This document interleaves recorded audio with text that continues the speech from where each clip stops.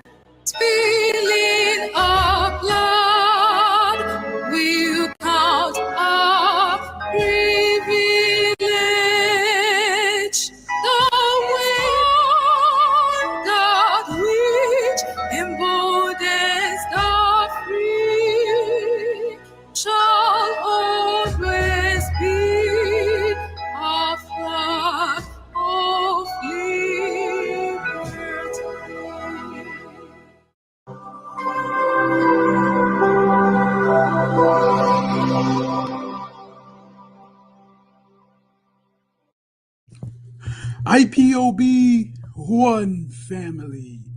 Biafrans all over the world. If we want safety and security for our people, then let's continue to support Eastern Security Network. All donations are welcome. No contribution is too small or too large. Do your part, knowing that freedom is in our hands, and together we must all rise to the occasion.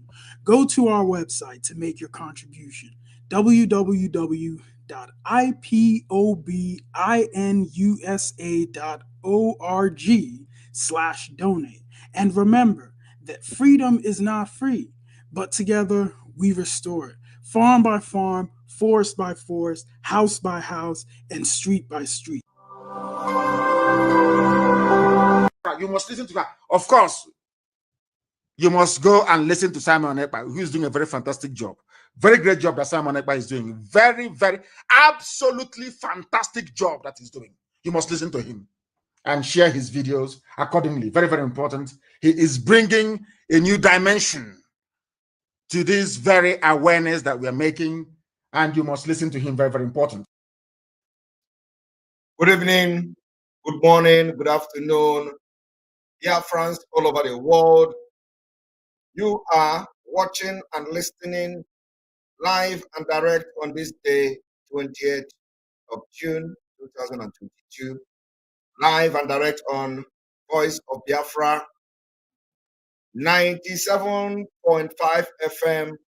You are listening and watching live on Enter Biafra Channel 1, Enter Biafra YouTube channel. You are listening on Twitter. You are also listening and watching live and direct on all Enter Biafra platforms.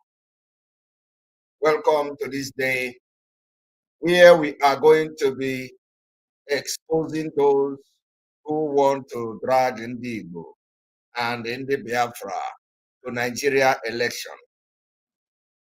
I want you to understand that what we are going to be doing today is exposition of how P2P don't know Nigeria, how ignorant P2P is about Nigeria. In fact, what I want to do this evening is to show you how bad P2P is when it comes to Nigeria. I want you to understand, if you are part of those who have sent me message, we need to refresh before we start.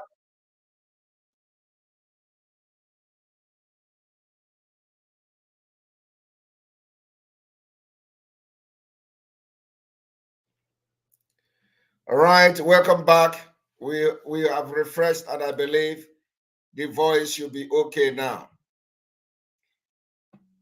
If you are part of those who have contacted me to mellow down on P2B, I want to address all of you before I start, because a lot of people have contacted me. Oh, Simon, please mellow down on P2B. Please mellow down on P2B. I want to inform you today that the issue of P2B and Atiku and Tinubu and any other person that is participating in Nigeria election, knowing what Nigeria is, I want to inform you people today that we are not going to spell P2B, not even a bit. Because if you are supporting election in Nigeria, you are our opposition.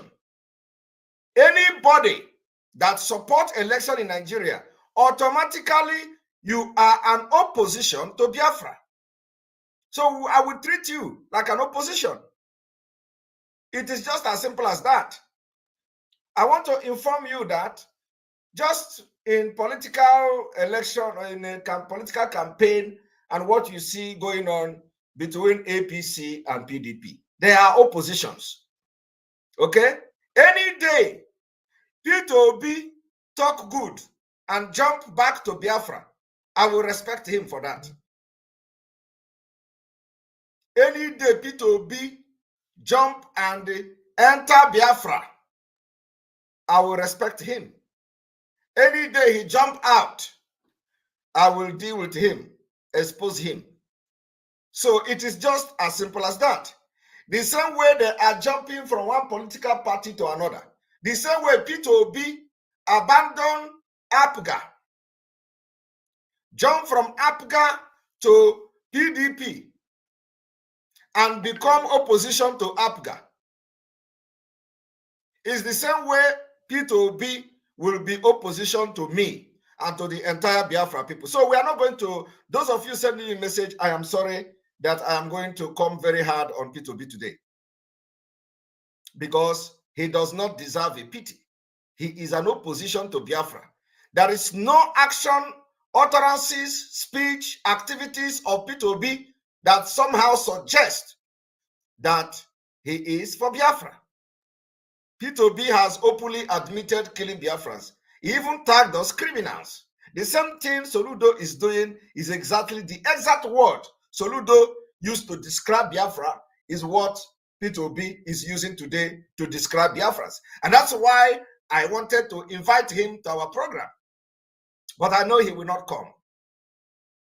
So I want to tell you people, it is not to disrespect you, but I want to tell you this fact. The fact is that anybody talking about election in Nigeria while we are fighting for Biafra is an opposition. It does not matter what you want to say. It does not matter whether you say, oh, election will come, Peter Obi will become president, and they talk of Biafra. Until then, which is not even possible, because election is not going to take place in Biafra land. So I wonder how he is going to get the vote that will make him the president of a failed country. So I am going to address Peter Obi as an opposition person. As an opposition. The same way PDP will address him, the same way he will address PDP, the same way APC will address him, the same way he will address APC, the same way he have treated APGA, which Ojukwu handed over to him, the same way APGA people have treated him and addressed him in the public. That is the same way I am going to address him today. But one thing is that my own is different. My own is that I am going to reduce him. I am going to expose what you people don't know about him, because he don't know Nigeria. If you want to talk about Peter Obi, some of them, they say, Labour Party is this. All this thing Peter Obi has been doing are all lies. I want to inform Biafrans today, and even those ignorant celebrities, so-called celebrities, supporting Peter Obi. Peter Obi have deceived you people. Peter Obi have deceived you. And today you are going to see how he deceived you. This particular broadcast is going to take time. It's going to last maybe 2 hours or 3 hours. But you are going to know how Peter Obi have deceived all of you. What you don't know is bigger than you. And here we go. Here we go. We are going to go straight to the point. I want to inform Biafrans that Peter Obi have admitted for killing Biafrans and dumping their body in Izu River. Why the political agitators called Masob released a statement telling me, Simon Ekpa, that I should stop linking Peter Obi to the killing of Izu River. Masob said it. But today, Peter Obi have come to admit that he dealt with the Biafra agitators, he killed them. And when Peter Obi was boasting of dealing with the criminals, as he called them, he dumped their body in Izu River. And my question is, Peter Obi, who is a Christian, the people you call criminals and kill them, dump them in Izu River, is that how to treat a criminal? Even if they are criminals, is that how to treat a criminal? Is that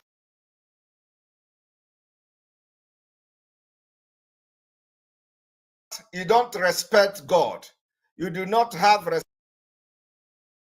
respect for God creature, and you call yourself a Christian, you call yourself a Catholic. Is that how to I want you people to listen to this. Stranger than fiction, mind-boggling and horrifying. The words barely describe the sight that greeted residents of Amancia in Oka North Local Government area of Anambra State as 30 dead bodies floated in Izu River in the community. The river is at the boundary between Enugu and Anambra States, and the dead bodies were found at the old Enugu-Onisha road axis of the river. The corpses that could not easily be identified were suspected to have been dumped in the river Friday night by unknown persons. Natives of Amancia say that some of the bodies they saw had been swept away, while some were still buried down and would float later.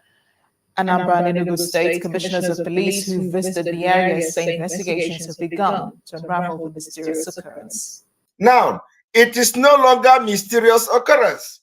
Peter Obi have admitted today that he killed Biafrans and he tagged them criminals, that he dealt with them in Anambra State.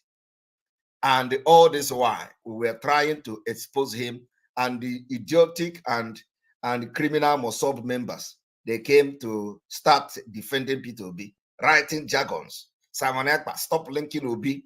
Stop linking Obi with a Zuriva killing.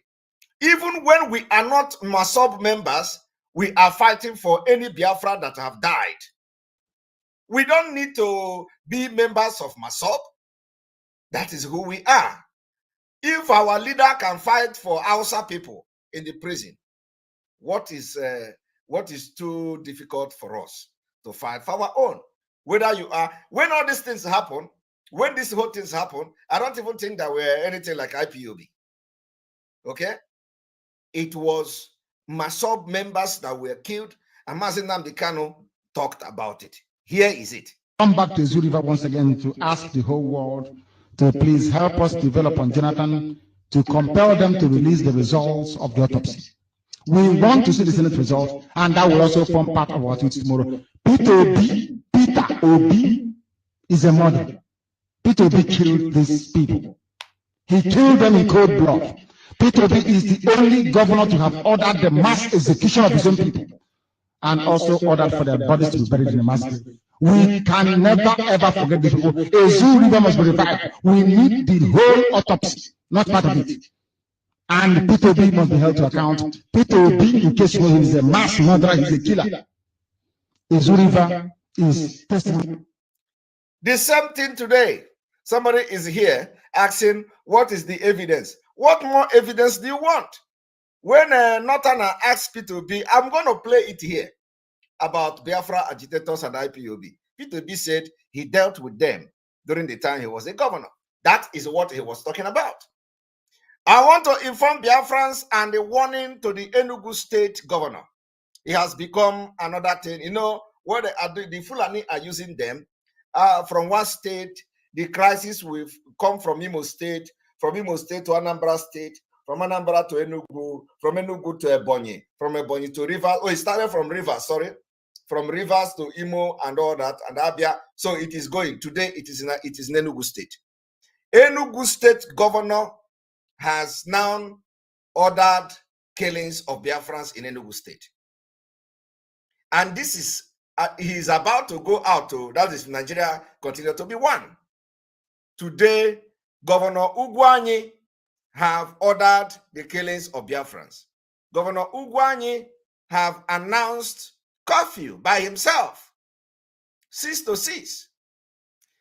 By the time we will begin to deal with Governor Ugwanyi, all of you, Nikom Poop, will begin to complain and say, where is the evidence of Governor Ugwanyi killing Biafrans in Enugu State? Today, you are not seeing it. Today, you cannot call Ugwanyi to order until the Biafra people will get angry before everybody will begin to complain. Now, everybody is keeping quiet. And Ugwanyi is now ordering military to start killing people in Enugu Ezike. Enugu Ezike is now a battlefield. Before you know it now, it will escalate. And Enugu State will become another war zone. When trouble they sleep, Iyanga go there they wake up.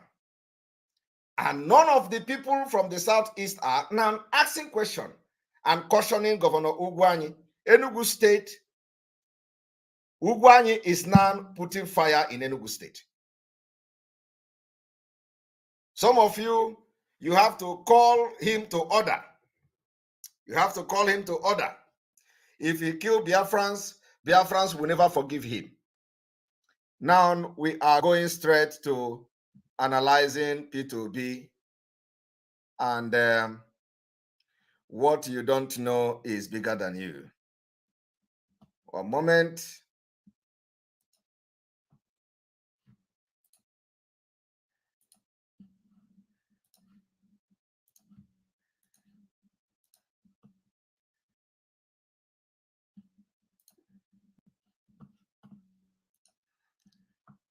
I want everybody to go and get water. Today we are going to sit here and listen to Peter Obi. We're going to sit here. I'm going to analyze everything from A to Z. Maybe not to Z, but at least the reasonable number of them. Let us go there.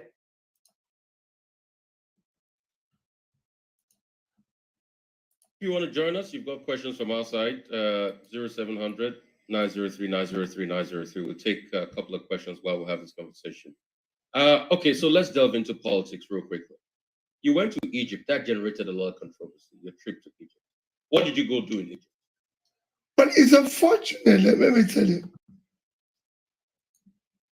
Let me start by telling you, you see, when you vote people here, it's the only country I know that you vote people in, and when they become, say, local government chairman, governor, president, anything, the next thing they start telling you is what we saw when we came in, or start blaming the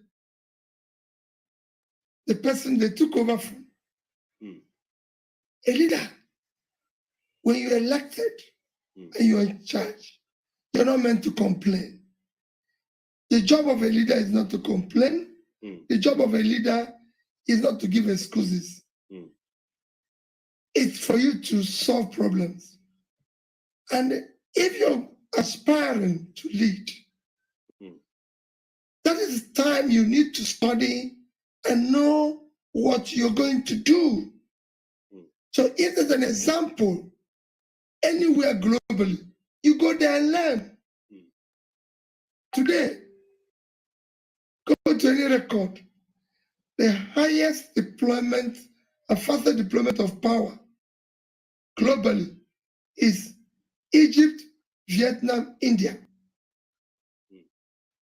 Egypt moved their power from about 20,000 megawatts to 58,000. Between 2015 and 2020, 5 years, Nigeria as a country could generate, or was able to generate, in the 60s, over 1,000 megawatts. 50, 60 years after, they cannot generate above 4,000. That shows a crisis. When these people could, in 5 years, increase their power generation by 30-something thousand.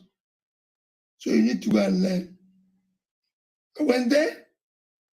I was taken around the power facility, met the companies that did it, went to the ministry, met the power holding company chief, met the people in the ministry, above all, met those who provided the finance. Who provided the finance for that? Of course, they worked on turnkey with Siemens, so European Development Bank did their own. They worked on turnkey with other group, GE did. So, and I know that it's easy within a period of 5 years to move power generation, distribution, transmission in 5 years from where we are today to 15,000 to 20,000. You see, this is the problem. Now, it may also surprise you that what you see here, what you hear Peter Obi saying, is because he do not know the country he is, aspiring to be the president. So Peter Obi is now telling you that Egypt have CMS and Fashola and all the people that have served in the Nigeria power holding company or that don't know anything how to contact foreigners. They travel to London, they travel to Germany, they travel to America. And according to Peter Obi, nobody ever know how the people, even Fashola, they have their buildings and the houses everywhere all over the world. Peter Obi have been living in London for many years. He said he can, before he even become the governor of Anambra State, he was able to raise 1 billion. He can make a this of 1 billion or 1 million pounds. Now, in all these things, Peter Obi is just coming now to tell you that in Egypt, he has found the solution. he has found the solution to electricity. So vote him, because he don't know what is holding the power. He don't know. He is ignorant of the Fulani involvement in the power holding. He is ignorant that the Fulani don't embrace innovation. Peter Obi is not aware that the power he is talking about has to do with innovation. Innovation.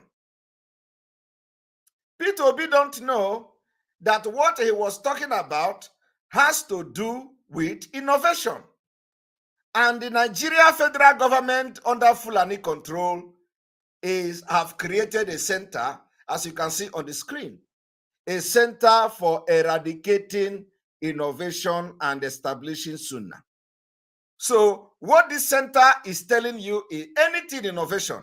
Innovation is the ability to also, build power system, build electricity, and even have the opportunity to use nuclear power. Okay? Peter Obi is ignorant of this. Fashola knows how United Kingdom generates electricity. Now, let me tell you, Peter Obi do not also understand that Nigeria, Fulani has put Nigeria in international stage, that Nigeria can never be allowed to use nuclear power. Because when you have nuclear power, even when we have uranium in Nigeria, when you have nuclear power, you can even use nuclear power to generate electricity. Okay? You have biochemical energy. All these things this man is saying here, he believes that Fashola is a novice.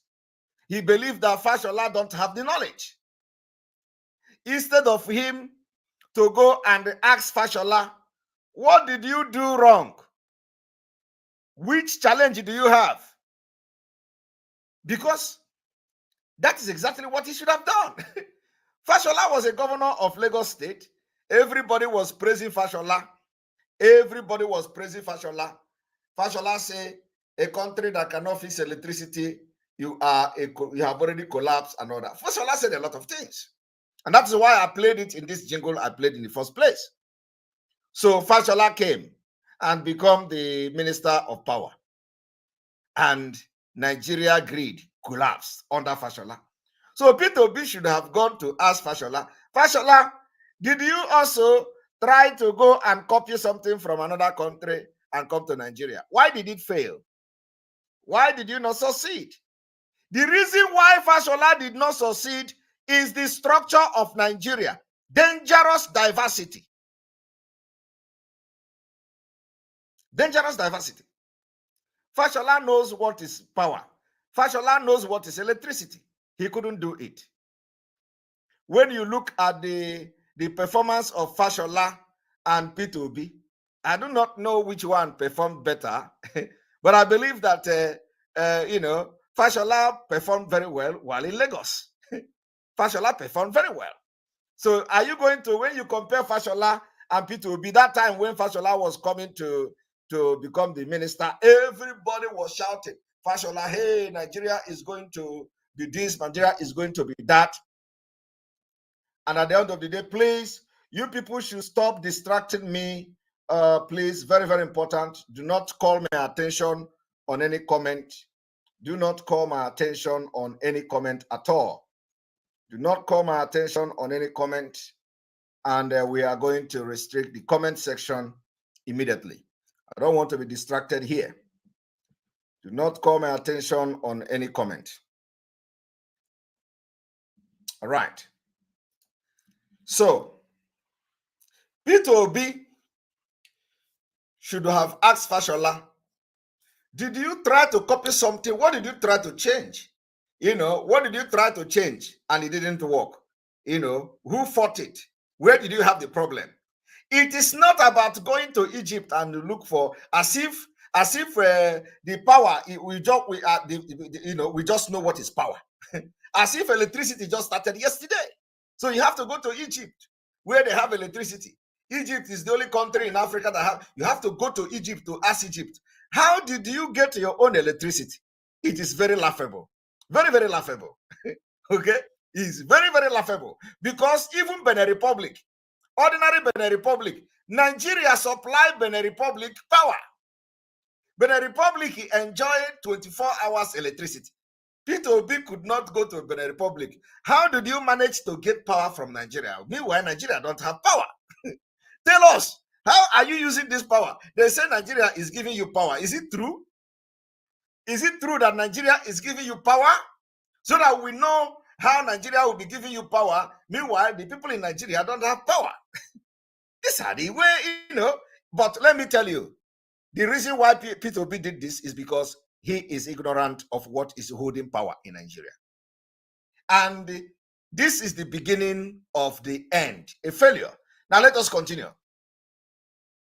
But a lot of people are saying, why didn't you use local content? Why didn't you speak to people in power sector here?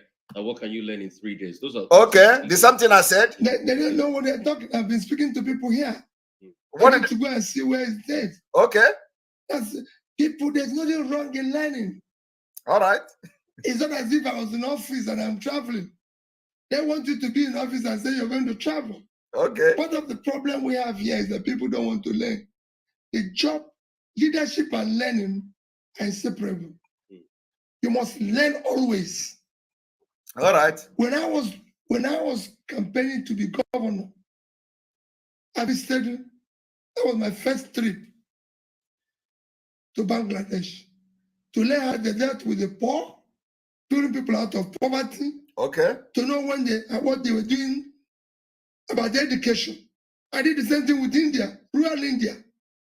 That's why I found out that while we're going into office here and start building the governor's mansion, governor's offices, they were busy building rural roads. Okay. To give the people access to bring agricultural goods. All right. Ask Peter Obi when he went to India and Bangladesh to find out that road network is also one of the economic power. It is the thing that boosts economy of any state. How was the road in Anambra when he was the governor of Anambra State? How was the villages? There are people that they don't even have road. They don't even have Kurota in Anambra State. In fact, since the beginning of Anambra, they have never seen Kurota in their rural areas. Ask Peter Obi, that trip he went to find out that road will help to boost the economy and bring people out of poverty when they are able to transport their goods and all that. Anambra Road today have become the worst in Southeast. And so if Peter Obi have built any road in Anambra, will you, and quality road, or not just doing road, or quality road, How many years did he, have he left office? The road should be, the road should still be motorable if he built any road at all. But every governor that have come will cipher. Every governor that have come after Peter Obi have constructed the same road. Peter Obi graveled. When they put gravel, they put what we call korota. They put korota and they collect billions from it. So ask Peter Obi. He went to Bangladesh and India. Go back to when he was the governor and check Anambra rural area. How many roads did Peter Obi build? It's all scam. Scam. He could not even build the road in Anambra State. And he left 7 billion in account. He saved 7 billion, according to him. He said 7 billion naira or so. He left with 7 billion, just dormant. But Anambra people don't have road in their rural area. So tell me, how does that change and bring Anambra people out of poverty, especially those, the poor people in the villages that could not transport their goods easily to sell, or that the people could not penetrate, come to the villages and buy their goods. It doesn't work like that. Anambra, he could not build the road. This road in Anambra is in a mess. Go there today and see. And one governor will come and do the same road. Another governor will come and do the same road. Another governor will come and do the same road. It can't last for 1 year. It is gone. They are using it for business. Now, let us continue. Which they can sell and make more money. So go ask anybody, as governor of Anambra State, every plot in Anambra was connected by rural roads, bridges, everything. Are you hearing that? That's what you learn. But when you stay there, I went there. That's what I'm doing today, and I'm doing it with my own resources. To learn, you need to learn. Okay, so you went you learn every day. Every day. So you went to Egypt to learn, and you've also been talking to stakeholders locally. And the one thing that should surprise you is that while this man was living in the United Kingdom, he learned nothing. He didn't learn about electricity in the United Kingdom. He lived in the United Kingdom and for many years and have properties there. He had business partners who are in energy and all that. He didn't learn anything from United Kingdom. He came back to Nigeria, become a governor, yet he didn't learn anything about electricity while he was a governor. He didn't learn. Because if he wanted to learn about electricity as a governor, he should have also channeled his energy in learning about electricity while he was a governor to improve the power system in Anambra State. He didn't do that. And he has become a governor. Ruled Anambra for 8 years. He didn't try to research about energy until now. He is now traveling to Egypt, to look for Arab money. He's traveling to Egypt so that to tell the Egyptian or the people there that you remember, I am going to Arab country. I am going to Arab country. The allegiance, to seek allegiance, nothing else. To seek allegiance, because I cannot understand where all the countries in the world, it is Egypt. You should have gone to Saudi Arabia. Saudi Arabia their light don't even blink. Should have gone there and asked them what, come and let us have alliance and tell us what you do in Saudi Arabia. He learned nothing in England where he lived, and he traveled 3 days in Egypt to learn power. Hey, Jesus Christ! That is what Nigeria can turn a brilliant man to. Struggling to be something in Nigeria, a failed state. You left London. You live in London for many years. You didn't learn anything. It's just like me now. I live in this country for many years. I'm a citizen in this country. I participate in politics in this country. And then Biafra will come. I will start going to Somali to ask Somali, what did you do to end your war? I will start going to North Sudan and South Sudan. I heard that you people are fighting. Biafras are having problem. How can I stop it? it is going to be the stupidest thing I would do. It is going to be very awkward and absurd. So this man lived in London, had a business. We were able to raise even £1 million if he want back then, as far back as 1995. He didn't learn nothing about energy. He want to go to stay 3 days and parade himself there. Let me tell you, he didn't go there to learn anything. It is all about campaign. But let us continue. You are going to see how bad Nigeria will make somebody to look. Stakeholders locally, I went there, and you need to find the finance. It's not when you go there, there's no money. That's why people come into office and say what they saw when they came in. What are you seeing? You need to see all those things before you arrive there. Okay. Let's because there's a lot of ground to cover. Let's go straight to the issue about VP, and the issue is also about talking to NNPP. Is there any talk going on with NNPP? Because we're seeing that making the rounds of social media, and then Dr. Donyo Kuba came out to say he's your VP pick. A lot of people say, okay, he's a placeholder. What's the talk about your VP? Well, we're talking to a lot of partners.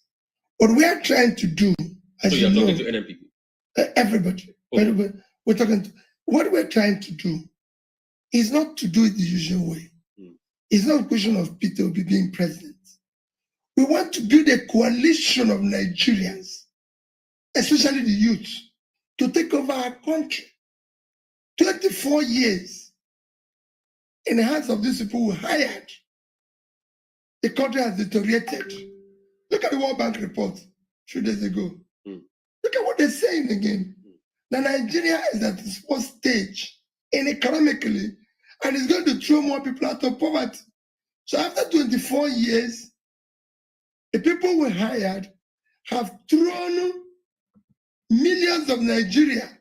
When they in 1999, when this journey started, about 60 million Nigerians or thereabouts are living in poverty. 24 years after, they've doubled the poverty number of people. So it is time to ask these people hired to go, no matter which side they're coming from, because they're the same people. And so we need to now get a team of Nigerians. And he think it is about the leadership or the individuals in Nigeria. He was part of this particular 24 years. In these 24 years, he was part of it 8 good years. He thinks that it is about the people that they elected. No. Peter Obi is very, very ignorant of Nigeria. If he is not ignorant of Nigeria, he should know that the system cannot even be governed, and you have progress. You should understand that the system was built in a very fraudulent and incongruous way that it can never progress. Peter Obi will not tell you how he is going to change Nigeria when Kano State have like 40 senators. He don't know. He cannot tell you how he is going to control the National Assembly. He is talking about the youth. Peter Obi have no single structure of this political party in the northern Nigeria. You are going to hear it from here.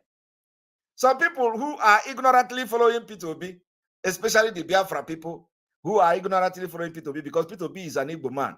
You are not just, you are a tribalist.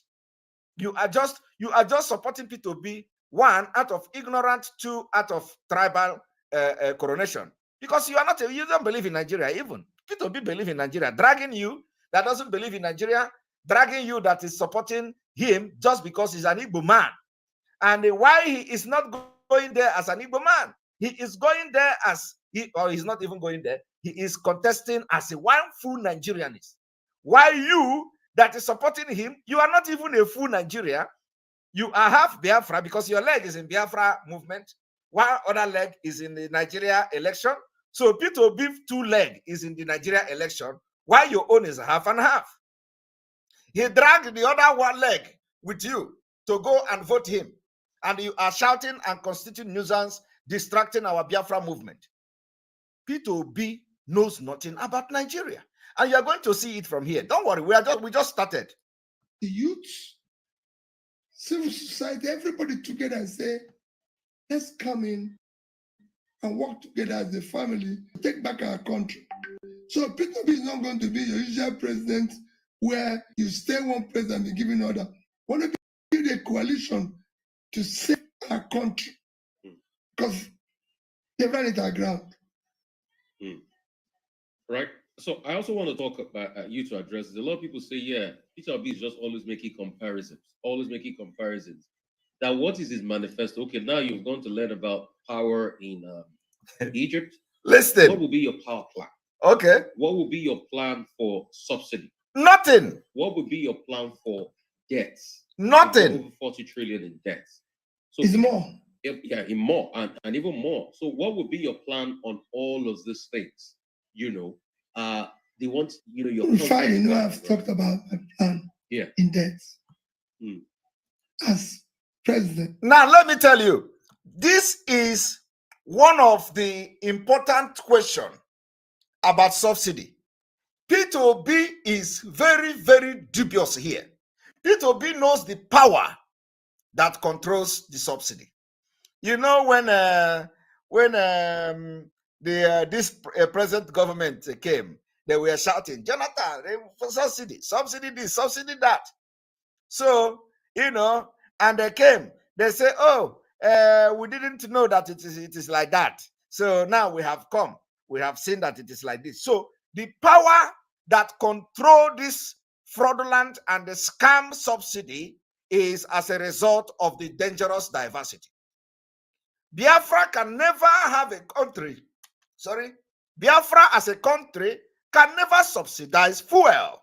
We can never have a subsidy in Biafra as a country because we are going to be moving in one mind, one direction, and we are going to be very innovative and not, eradicating innovation and embracing whatever they call it. So we are going to be very innovative in Biafra. Oduduwa is going to be very innovative. You can't just come and start, pumping your resources in subsidy. So Peter Obi knows the scam of subsidy. And not only that, he knows the power. That power that controls the subsidy is the power of the diversity. Because the people that makes the decision and the people that influence the subsidy are from the north. And Peter Obi knows this very well.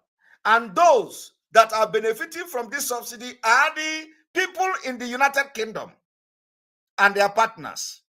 So Peter Obi knows very well. I want you to listen to how he dubiously addressed this particular issue of subsidy. Now watch. Power in Egypt. What will be your power plan? What will be your plan for subsidy? What would be your plan for debts? We've got over 40 trillion in debts. So it's more. Yeah, in more and even more. So what would be your plan on all of these things?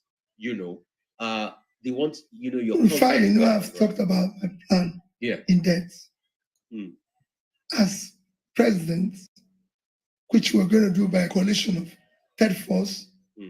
Nobody will borrow for consumption. Even if we have to starve. Are you hearing it? Every borrowed funds will be invested. And it has to be transparent. When people talk about my manifesto and my this, I have done it somewhere. I don't need to go and start putting glossy papers. Where's your manifesto? Okay. Is there a document? Is there you've done it somewhere? Okay, you've done it in Anambra State. Simple. You know, we like glossy papers. We like. Are you hearing that? Peter Obi is telling you now that his manifesto is the manifesto he used, is the way he governed Anambra State. Peter Obi manifesto. All of you that are following Peter Obi, his manifesto is the way he governed Anambra State. Igbo-speaking state, 100%. A state that doesn't have Sharia law is the manifesto he used to govern a state that does not have nomadic cabinet, a state that does not have Malami, a state that does not have the military under the control of Fulani. Anambra State, that the local government don't have any single Fulani man as a chairman. Anambra State, that it was being operated under secular law. Peter Obi, now when you ask him about his his manifesto, he don't have manifesto. Peter Obi, who believe in paper, who believe in numbers, who believe in practical, when it comes to manifesto about Nigeria, he don't have it. He tells you people believe in paper. Meanwhile, every single thing Peter Obi have done, every argument when it comes to economy, Peter Obi will tell you it is paper.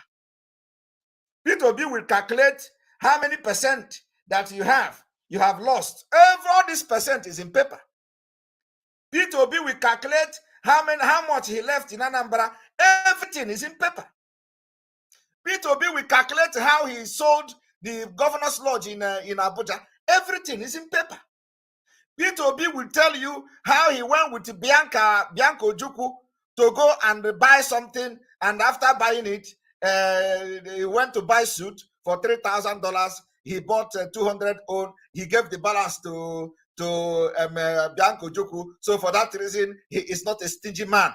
But that one is also in paper, because he referred this particular interviewer to what Bianca Ojukwu wrote. He said, "Did you read what Bianca Ojukwu wrote? Go and read it. I am not stingy." It is in paper. When it comes to the manifesto of how this man, who is very, very sensible, is going to rule Nigeria, he said he have done it in Anambra. I want you people to understand the difference between Anambra and Nigeria. The margin between Anambra and Nigeria is like from here to Australia. They are just pole apart. You want to govern Nigeria the way you govern Anambra. How have you considered the Sharia law of the 12-state Sharia law in the north? Have you considered that the Sharia people will always want whatever decision you are going to make in Nigeria, let their own interests be protected first? And do you know what we call it? We call it the dangerous diversity.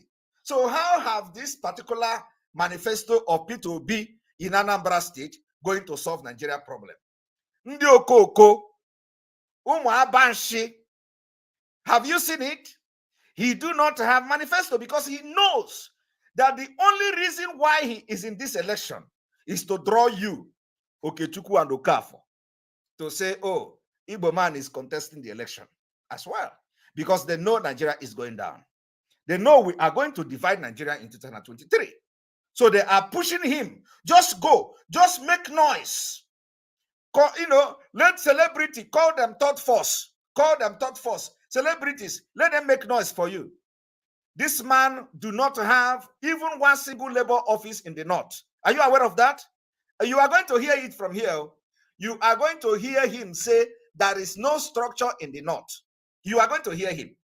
He is asking people, taxing youth to start the movement in the north. He don't have any. Yet, ignorant people are saying, Peter Obi, and you have fallen for the scam of the British. The only reason why this man is in this campaign is just to put the Igbo relevant, to say, okay, they contested for the election, so now you lose the election. Because, the people that are going to win the election already have them. Article. It doesn't matter whether this election take place or election don't take place. Atiku is already the president. I am telling you the fact. Not even Tinubu. They have left Tinubu. All of you know how I came here to expose the video where they went to meet Atiku. All the APC from Senate president down. All of them, after they gave Tinubu ticket, they went and meet Atiku. And today, the Senate president has decamped. And as he's decamping, not all of them, they are going to divide themselves. Part of them will decamp now. Part of them will still stay with APC. And they will be destroying the APC. They will be destroying Tinubu from within. That is how it is done. They will destroy Tinubu until at the dying minute, bam, they will move to Atiku. At the dying minute. and then the North will vote Atiku, and Atiku will become president. And Obi's job is to make Ndi Igbo relevant in the election, nothing more.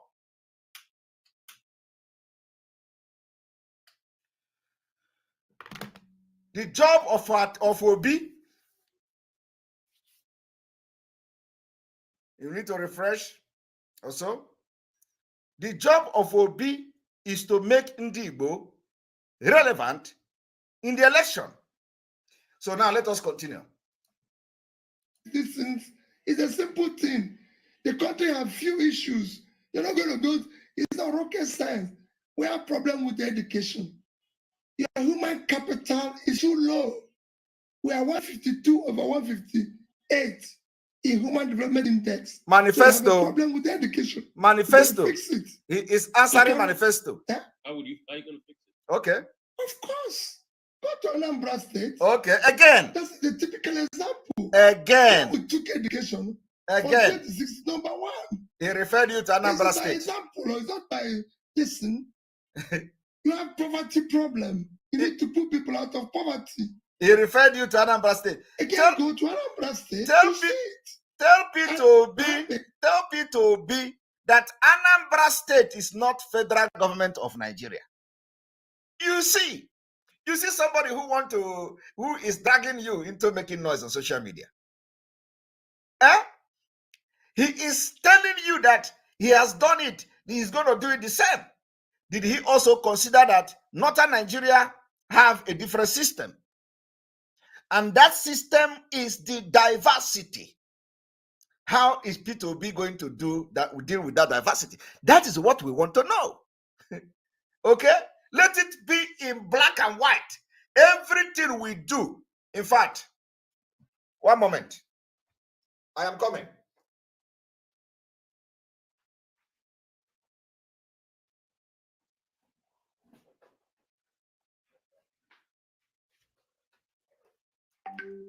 Here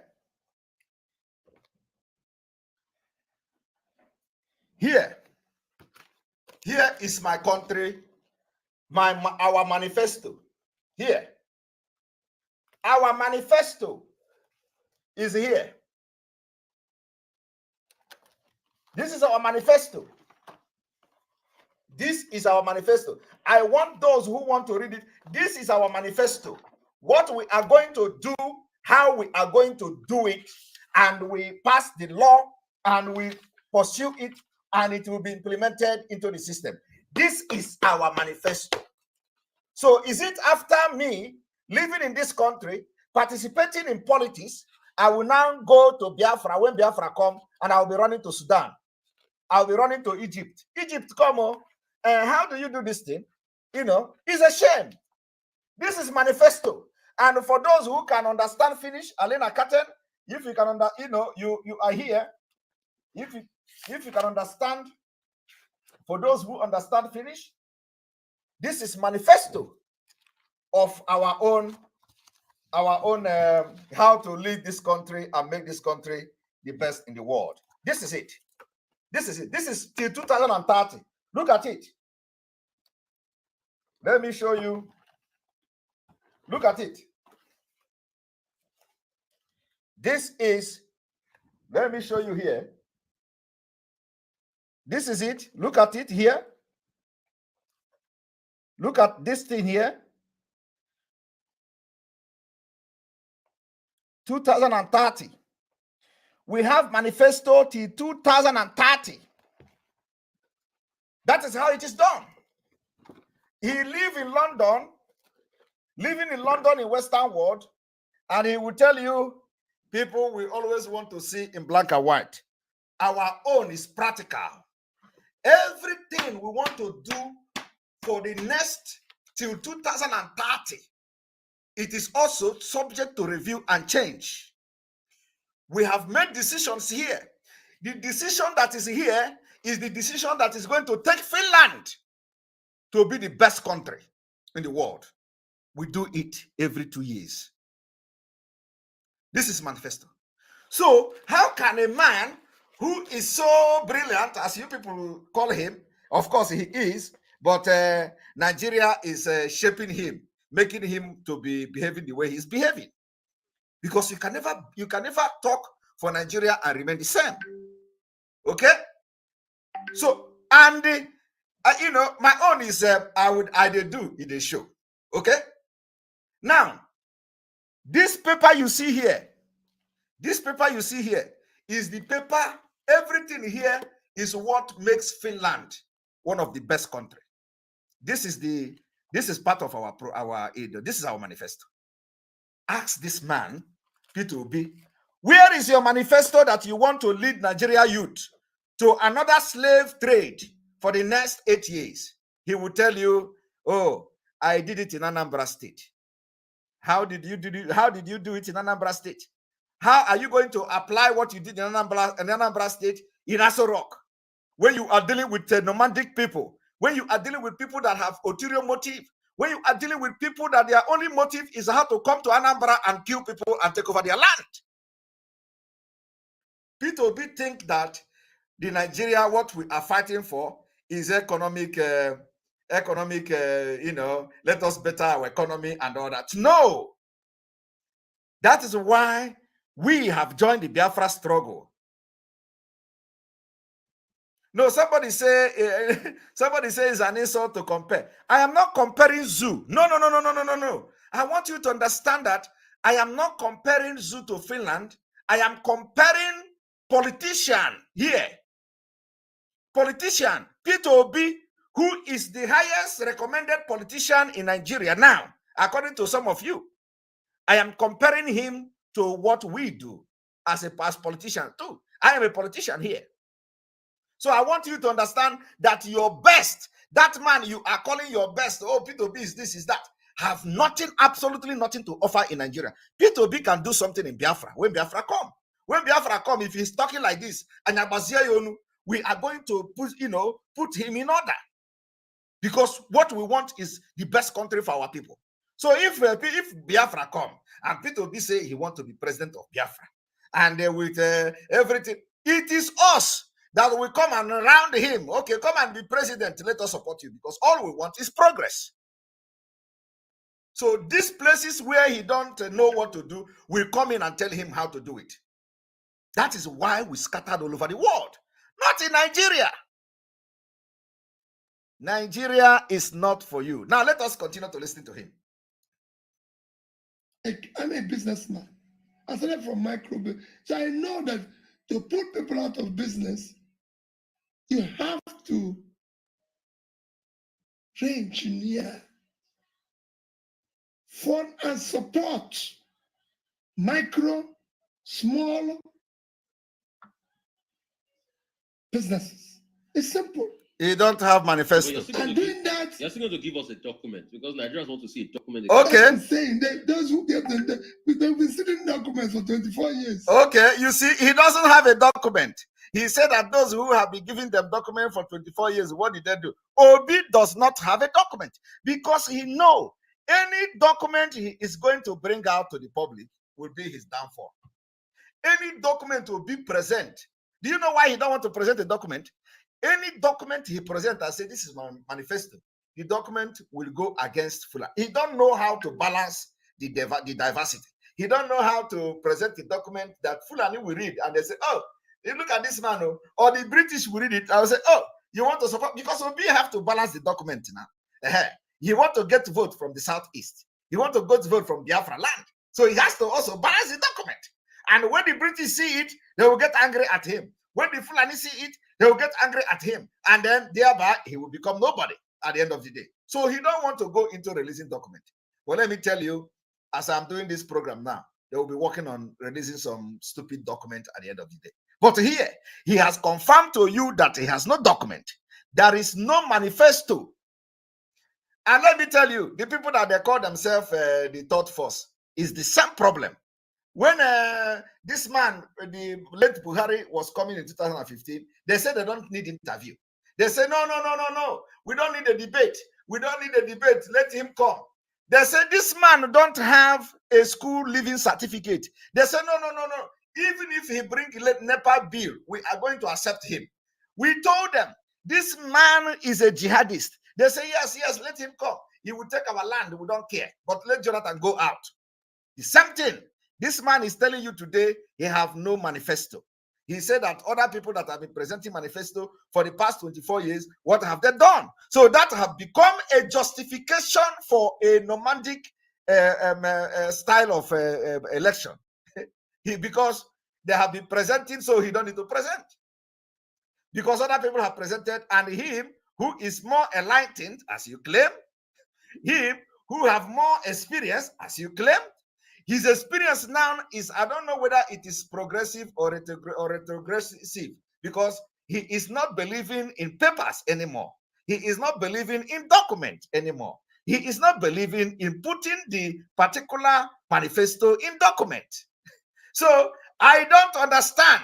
Hope you know what you are supporting. But let me tell you, it is Nigeria that made him to be making this comment. In a normal country, Obi will package himself. When he was contesting for Anambra election, did he not bring manifesto? Did he not put it in paper? So, now he has found himself in a very dangerous, diversified election. And so he has to dance to the tone of the corrupt and the nomadic lifestyle of election or campaign.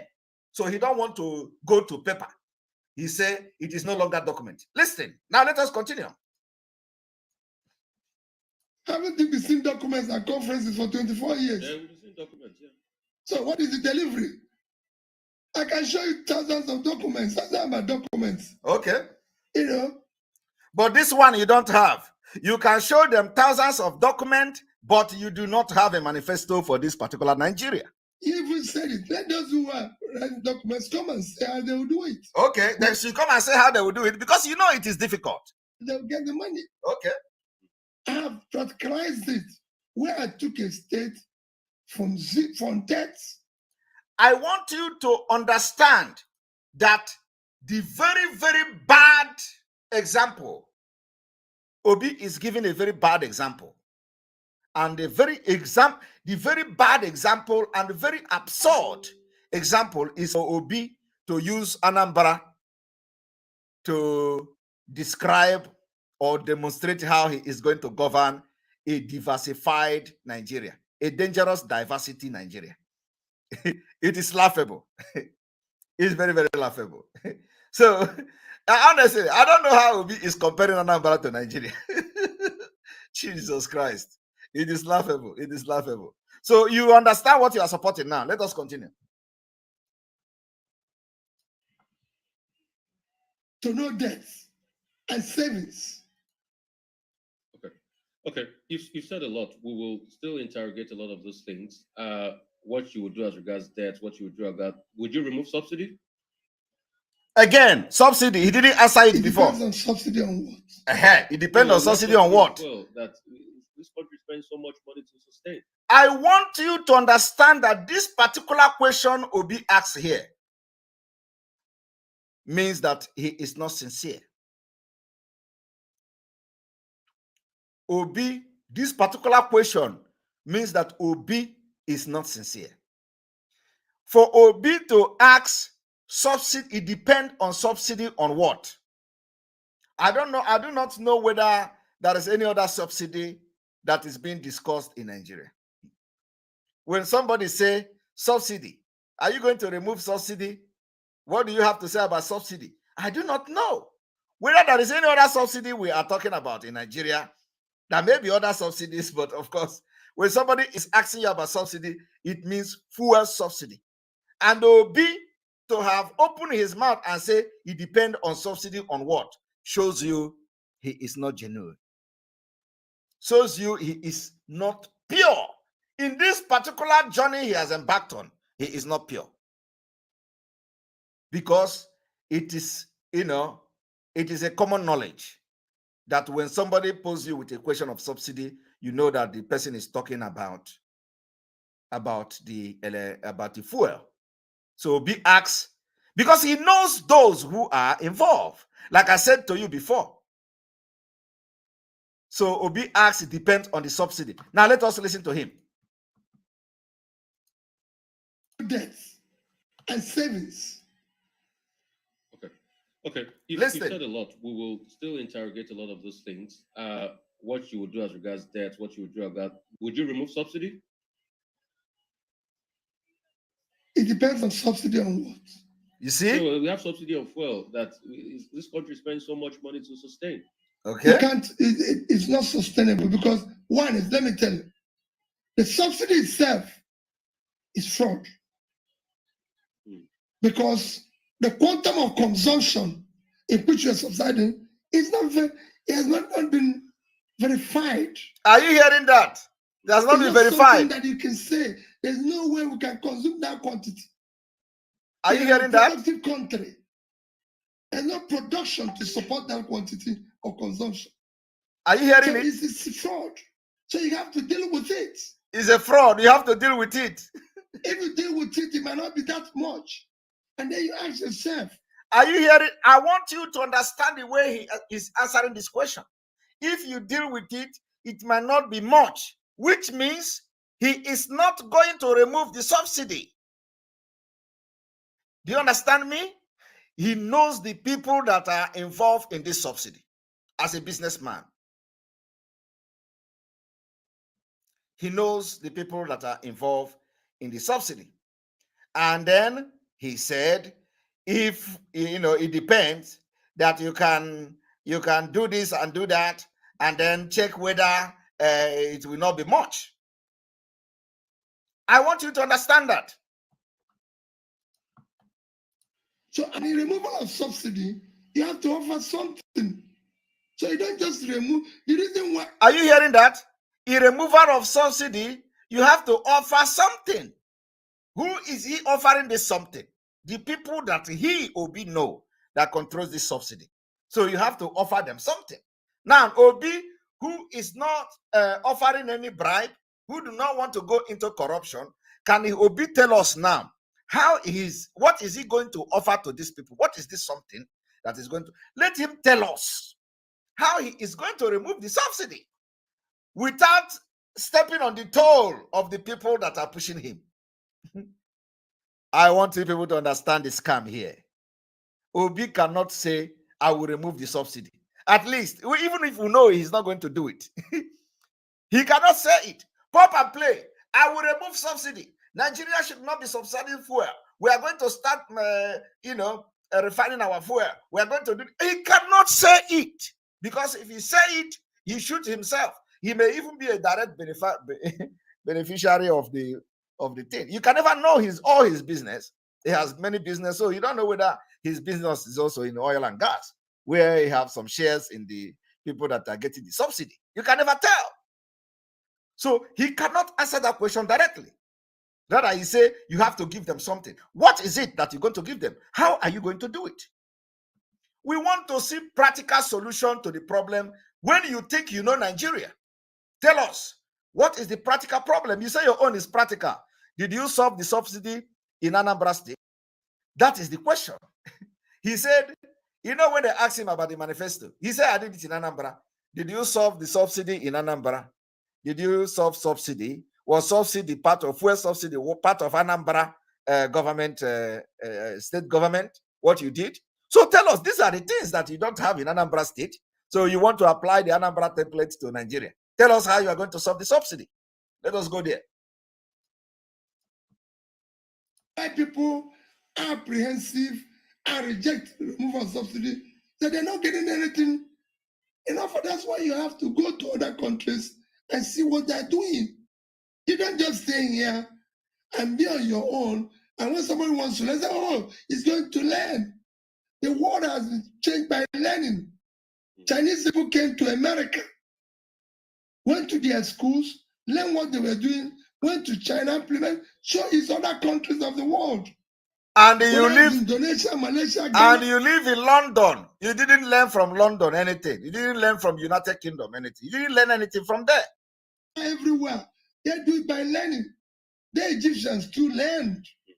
And they want to learn from the learners. Why don't you go to the source where the Egyptians learn their own? Why must you go to the people that have just learned their own just 5 years ago? You want to learn what they learned. Why didn't you go to where they learned it? You must learn. Okay. So there are lots of problems in Nigeria as we speak. Insecurity is another one. The agitations in the East, talk about IPOB, killings in the East, insecurity in every part of the country. This month alone, Nigeria has lost thousands of people to insecurity. I want you to take very close attention and how Peter Obi ignored the issue of IPOB agitation. He ignored it completely. Now watch. What would you do to stop this level of insecurity? The church killings in Owo. In fact, it was only Friday we had a mass prayer for the victim of the church killings in Owo. What would you do? What's going to be your plan to stop this insecurity? I've condemned all killings in all parts of Nigeria, especially what happened in Owo. It is unacceptable. This man, especially what happened in Owo, in Biafra land, in Anambra, and in Imo State, in Ebonyi and Enugu, military are killing and burning villages. Is it the Owo killing worse than what is happening in Imo State? Or is it because it happened in church? Every day, our innocent women, children, young people are being killed by the Nigerian army. Peter Obi, if you are not aware of it before, you are hearing it now. Let us assume you don't know it before, because I know you are going to listen to this. In a modern society today, it should not be allowed, and it must not happen. And I can tell you, if the government is decisive on insecurity, they will deal with it. You see, he ignored the issue of agitation. They are going to raise the question again, because I like this particular journalist. He is going to raise it again, and somebody will also call. These are part of the things you ask yourself, what are other people doing? It is not impossible to deal with. And I've said it before. You force insecurity by 2 means. One, the same thing with the issue of all these agitations. You can bundle of them together. You can bundle insecurity and agitation together. Can you imagine the person who want to be a president? People fighting for their own freedom. You want to bundle them with criminals, bundling all of them together. Are you hearing that? What he's trying to tell you is that agitation for self-determination and freedom of Biafra is also synonymous to the criminals and all this insecurity they are talking about. He wants to bundle them together. This is the man, for some of you who have your one leg in Biafra and one leg in Nigeria, this is the man you are supporting. Even with your one leg, you have become a criminal. Obi want to bundle you with a bandit. Obi want to bundle you with Boko Haram. Obi want to bundle you with all the kidnappers and all the Fulani herdsmen that are butchering our people. Because that is what he meant. That all this insecurity and agitation, you can bundle them together. How can you bundle agitation for freedom and the jihadist and terrorist people together? How? How are you going to do that? Which means Obi is already tagging you, supporting him, and your one leg is in Biafra. He is already tagging you a criminal. And he is going to treat you the same way he is going to treat Boko Haram. He is going to treat you the same way he is going to treat the bandit. If he, of course, your own is even going to be worse, because he can give them amnesty and will never give you amnesty. As a Biafra, he is going to be wicked to Biafra people. He have done it before. So when people are speaking, do not just watch and look their face. Listen to what is coming out from their mouth. Out of the abundance of heart, the mouth speaketh. Or how did they say it? So I want you, when you listen to people like Obi, do not just watch the earphone. Don't look at the headphone. Do not look at the microphone. Do not look at the eyeglass. Do not look at how he is talking. Listen very, very attentively what they are saying and where they are going. Obi just said he is going to bundle all these things together and treat you all as one. That is the man who wants to bring you Biafra. That is the man who, and some of you will say, oh, yeah, he cannot say it. It's a lie. It's something that he cannot be bold to say now. He can never say it when he becomes a president. He wants to bundle all of you. All of you are criminals. All of you are terrorists. Obi is already tagging you a terrorist without even becoming a president. So if you are supporting Obi as one leg in Biafra and one leg in Nigeria, and you are thinking that, okay, let us see whether Obi can give us Biafra and other, you are a big fool. Look at it now. You are already a criminal to Obi. Now let us continue. Accumulated effect of leadership failure over the years. And to deal with it, you have to be decisive. You deal with it, there's natural security, which is ensuring that you start pulling people out of poverty. You find the more you pull people out of poverty, the more you reduce criminality. So how will you create that wealth? That's what a lot of people are asking. That's why I'm saying supporting small businesses. Supporting small businesses is what Obi is going to use to quench the jihadist movement, in entire Africa. Supporting small business is what Obi is going to use to stop the Fulani from coming to your house and kill you. Supporting small business in Benue State, like Obi will gather Benue State people, okay? Gather all of them, all the people in the IDP camp, and say, okay, come. You are in Nigeria, you are living in poverty. I want to support you. Come and open business. And then the Benue people will come and they will give Obi their names, and Obi will give them money, and they will go and start business. Now, have Obi also, how is Obi going to also talk to the people that are coming to kill the Benue people, and they're coming to kill other people in Nigeria, and they come all the way from Mauritius, from Mauritania, from Central African Republic. They come with AK-47, and they have one thing in mind, that they are coming to take over the land that belongs to them. They are not coming because they want to do business and they don't have the money. If Obi don't know, Obi cannot even afford to give them the money that will buy their chain bullet. The chain bullet they used to come to kill our people. So Obi don't understand Nigeria. Those people that are coming to kill our people, they spend millions of dollars in arms. How will Obi start a small business for people like that? Is this, did they tell you that their problem is a business? You see, this is the thing that, sometimes when we are hearing these people, we are just tired of hearing them. Because the problem of Nigeria is deeper, more superior problem, bigger than Obi. The problem of Nigeria is bigger than Obi intellectual capacity.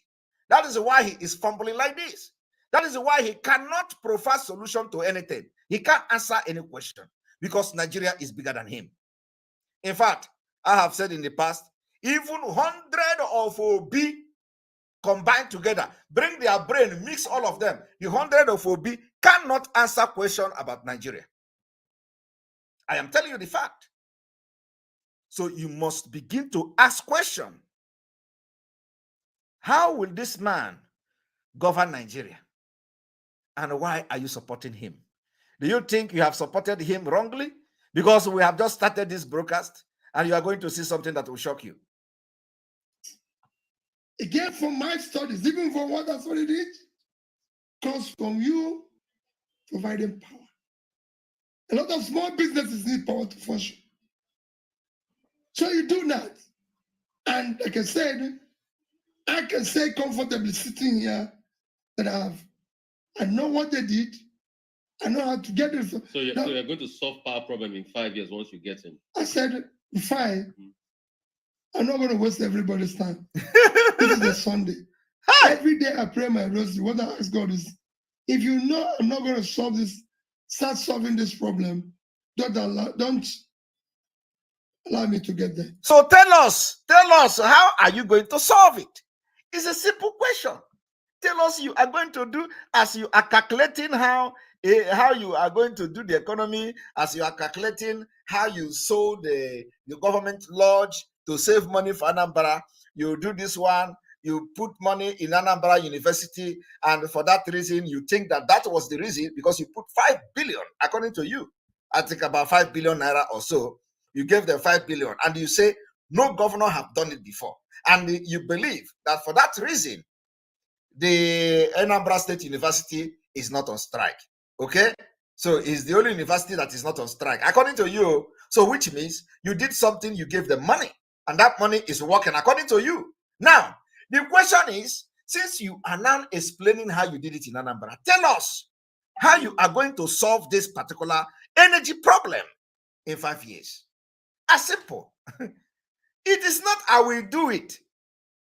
Yes, everybody have said I will do it. Fashola said I will do it. Every other person before says Fashola. Tell us, we want to know how the step to one step to another. How are you going to do this thing? It is not I will, because everybody will say I will. Even Lai Mohammed will say I will. So, but we want you to tell us how you are going to do it as a president. Practical. You say you believe in practical. You don't believe in you know, when it comes to president of Nigeria, you don't believe in paper. You don't believe in manifesto. You believe in practical. So tell us practical. How are you going to solve this energy problem? You cannot, because you have nothing to offer. Absolutely nothing.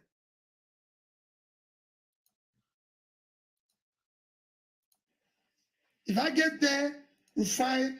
That was my prayers when I went to Anambra State. Okay, you're still talking about put Anambra me State here to solve this problem.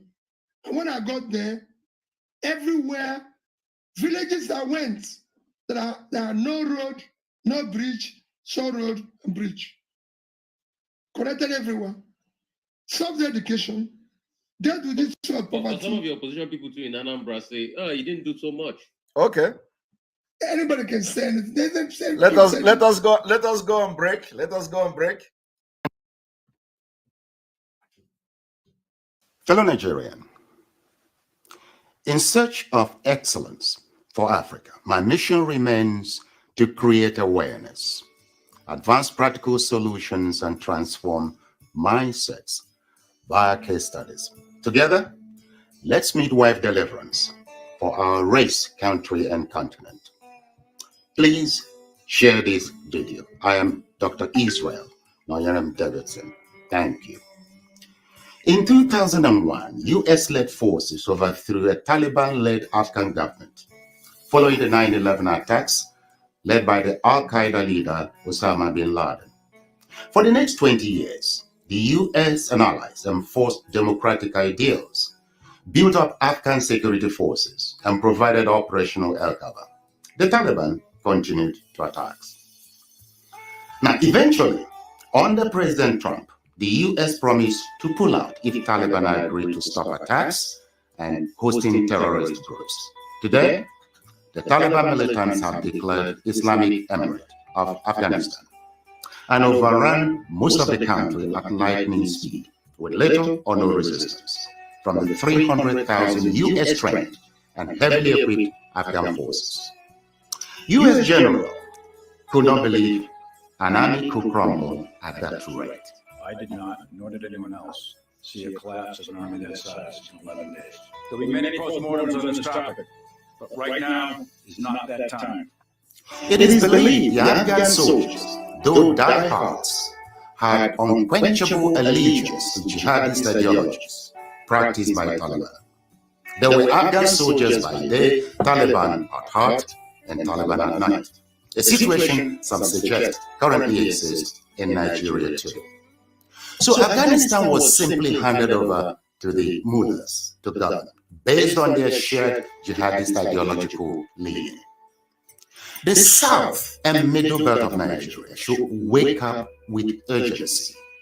The Afghan situation is cooking fast in Nigeria today. Afghanistan is number 1 on global terrorist list. Nigeria is number 3. Second to...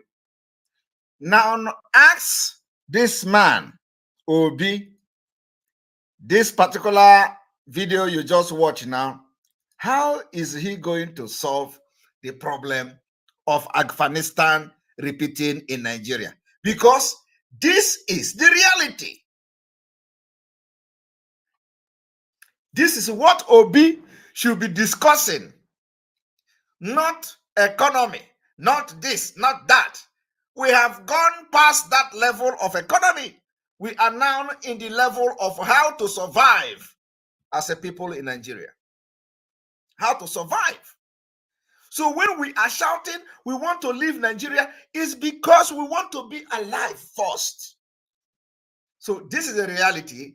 Ask a big question about this. Let us see how he's going to address it.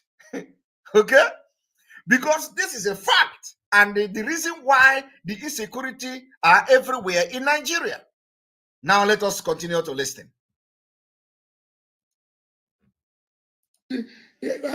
Anybody can say anything, but I'm just telling you that I took education from number 26 to number 1. He's still talking about taking education. Yeah, you can see it. There was no single school of nursing. So he wants to take the school in Nigeria from number 100 in the world to number 1 in the world. School of midwifery that was accredited the day I went, when I started. Sure. But when I left, I was leaving office. School of midwifery, school of nursing, here in hospital was accredited. He's talking about accreditation. No. Accreditation. He made the ENU hospital, he made this one to be accredited. Accreditation, not hospital equipment. This man is telling you about ordinary accreditation. Not that he did not tell you, I built the hospital to the world standard, to world class. He did not tell you, I made the hospital not to have electricity 24 hours. He did not tell you, you can do heart transplant. When I come as a governor of Anambra State, there was nothing. But before I left, you can do heart transplant in any of the hospitals in Anambra State. He is not telling you that. He is telling you about accreditation. Accreditation. He did not build standard hospital, but he made them to have accreditation. And he is counting it as part of achievement in Anambra State. That the hospital is non-accredited and is achievement. Can you believe that? Can you believe that? Side on each other. School of Nursing, Volunteer Hospital were accredited. School of Nursing, School of Midwifery, School of Health Technology, St. Joseph Addison was accredited. Accredited. Are you people hearing it? Accredited, oh. Nursing, School of Midwifery, School of Health Technology. I'm calling names so people can go and verify. And we are telling you they now. Were not there, so I'm not telling you what was not there when I started. Okay. So yes, I didn't do much because I didn't share the money. You didn't share the money. People consider here doing that is sharing public wealth. Okay. And you save the money. You save the money you should have used to build hospital and build road. You put it in a bank account. You put it in a bank account, and then when the other governor came in, you started boasting. I left the money. I left the money I should have used to build standard hospital in Anambra State. I left it in the state bank account. So that the children and the women will go and die when they try to deliver children. So that the hospital will be in substandard level. So I want to save the money to make name for myself so that I have a vision of becoming Nigeria president in 2019. I will use it to campaign so that by that time I will say, oh, I am Peter Obi. I was a governor. I left 7 billion in Anambra account. While people don't have hospital to go. Why the school fees become so expensive, especially the university in those days. Why there is no road in Anambra. You save the money. I do not know, what kind of leadership is that? The leadership that will be saving money like Ndine. While you're supposed to have social amenities, the thing that makes the people to live healthy and work and pay tax to the government. You don't provide. Do you know what is social amenity? Do you know the work of social amenity in a society? Social amenities are the things that make the body to function very well. the people that you are governing, those people are the one generating the fund and the money and the GDP of each state. They have to be in good health to be able to pay tax and make money and pay tax. So if you did not build social amenities, hospitals, good road that will put these people in good shape, then why are you calling yourself a leader? I am teaching you today because I did not come to learn from Egypt. I am in one of the best countries in the world. One of the best countries. It is not a mount. I'm telling you the fact. I am a product of one of the best countries in the world. We do not talk, we talk based on fact and figures. We tell you how it is done. So if you want to get the best out of your people, you provide for them. You provide good road. You provide electricity. You provide hospital. You build social amenities. You build gym, recreational centers, sports centers. You build it for them. Because by doing that, they will live good life. They will live healthy and work and generate money. You cannot just be receiving, when they generate the money and then you put the money, you keep it, you are saving it. You want to make history of somebody who kept 7 billion in account. It doesn't make sense. You are the worst because you can't have 7 billion while people don't have hospital to go to. You can't have 7 billion while the primary school in Anambra, the roof, when rain fall, the children are running away from the class. And you are telling people, you are proud of telling people that you saved 7 billion. Anambra State that left 7 billion. Why? There is nothing to show for your leadership other than I brought the education from number 26 to number 1. Jesus Christ. And you want to use that to tell us or tell the people that you are deceiving how you are going to be Nigeria president. What a shame. I had 35 billion worth of outstanding gratuities and pension. Okay. I cleared it. Okay. Those who received it are there. If you go there, they celebrate. I live in Anambra State today. All right. That's where I live, and people see me every day. Okay. Because I was able to do that. Because of an achievement. I left 75 billion. Okay. Okay. I left 75 billion. I didn't hear it. It is an achievement. He said he left 75 billion. Asking in all of this, the exact way you solve, what particular.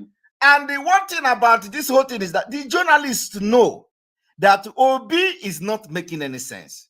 The journalists know that Obi have not made any single sense. In fact, Obi is a disgrace to Indigo. And I'm telling you the fact. And upon all these things he was talking, he has never said anything. He has never made any sense how he's going to rule Nigeria. And the journalists continue to ask, tell us, how are you going to rule Nigeria? Now, listen to him again. Listen to the interviewer. Because I was able to do that. And above all, I left 75 billion. Okay. But people are asking in all of this, the exact way you solve, what particularly would you do to solve the insecurity problem? Okay, again, they ask him. Groups, number of soldiers. Completely. Let me tell you. All right. The police, police, for example, listen, for 200 million, you have about 300 something. Yeah, less than 400,000. Thank you. Okay. Nigeria needs at least 1 million police. So you increase to 1 million police if you get. Completely. Are you hearing that? Obi believe that Nigeria need 1 million police. He think that this particular police now is too small. That is how ignorant Obi is about Nigeria. Obi don't know the existence of the Fulani terrorists in Nigeria police, in Nigeria army. Obi don't know that the Nigeria army have Boko Haram in them and that they are killing themselves when they get caught. Obi do not know that the Nigeria army are being ambushed every day in the north and they kill our people because the Boko Haram members within them are giving information to Boko Haram and they will go and wait for them on the road and kill them. So Obi do not know the problem of Nigeria. So, but the question now is that how will Obi now solve the problem of the Boko Haram in Nigeria army? Okay? How will Obi solve the problem of the Boko Haram members in Nigeria army? How will he solve that? Because that is the dangerous diversity in Nigeria army. Making it possible for people to be kidnapped in Biafra land and the military are there just few hundred meters away. Obi don't know this. Because I will say he don't know, because if he knows, he should tell us. So he is ignorant of Nigeria. He thinks that if bringing 1 million police is going to solve the problem. He thinks that bringing 1 million soldiers is going to be a problem. So this particular utterance alone shows you that Obi is going to even be worse than what you see today. When you see military everywhere in Biafra land, Obi, he become a president of Nigeria, it's going to be the worst. In fact, if Obi become a president of Nigeria, and SARS will come back. This SARS, because he said he need more police. Why the people that are supporting Obi don't want police? They don't want SARS again. Obi is telling them that he called them third force. Obi is telling them, oh, if you vote me, support me, so that when I become president, I am going to recruit 1 million policemen to continue to molest the people carrying laptop. Of course, he said no police should be molesting people carrying the laptop. Sometime, as this particular broadcast goes on. But he wants to policize the entire Nigeria. And then he will also want to militarize the entire Nigeria for recruiting more military and more police. He wants to make it 1 million. Jesus Christ, what a concombu. who is saying that? What a concombility. All right, let us continue. Would you support state police? Would you restructure Nigeria? Would you take it back to the former old regional system where the center doesn't have power and it's about the regions? No. When you talk about restructure, you're talking about state police. Yes. Okay. We need state police. So the first thing you do, you tell the National Assembly you need state police, right? Not just that I need state police. Okay. Every governor will be in charge of his police. Even the national one. Can you hear that? Every governor will be in charge of his own police, even the national one. Ask Obi, how are you going to do this? Because you need Fulani who control the police, the approval from the National Assembly to be able to have a state police. So are you going to think that the Fulani in the National Assembly who have restructured Nigeria from day one till today, they have been able to control the police and all that, they are going to now agree that, okay, under Obi, let us have state police? Never. Never. They can never, ever vote for that at the National Assembly. So tell us, Obi, if they refuse to vote for the state police, which they have refused several times, and are not going to agree during your own. So if they refuse to vote like they have refused severally, what are you going to do to make it possible? This is the question. Tell us, how are you going to do that? If we take a police commissioner in the state, the governor will be in charge. If he doesn't want the police commissioner, he will go. That has been done in Nigeria before. It's not going to start now. Oh, you have been done it in Nigeria before. And Yaradua, I was able to change my police commissioners. So, and you think it is police commissioner? Are you people hearing him? He said that under Obasanjo and Yaradua, he was able to change his police commissioner. So we think that it is police commissioner that is the one going to field work and shield criminals and also part of the terrorists. Can you imagine? He think it is the police commissioner. It is not the police commissioner. It is those field workers. Restructuring in the sense of funds allocation, would you allow states control their resources? Like if there's oil under my ground. You see, this thing has to be gradual. Yeah, of course. I said I moved Nigeria from, remember I said I moved it from sharing formula to production formula. They're not going to be done overnight. There are things that will be gradual. There are things you can do immediate. There's no reason why a state governor should not be in charge of security and holding responsible. Even if you're going to give him federal police and he has state police, a combination of two of them, because security is very, very critical. We must secure the country. Okay, so and you be me How will you secure the country? I want everybody watching me today to know that Obi have not answered one single question here. Now we are now in 20 minutes. Obi have not answered one single question. How he is going to rule Nigeria? Because he know the answer is not there. It is just a mirage. All these things you see Obi is doing is that he just wants you to be hearing that Obi is a presidential aspirant, Obi is contesting, Obi is Igbo, Tinubu is Yoruba, Atiku is Hausa or Fulani.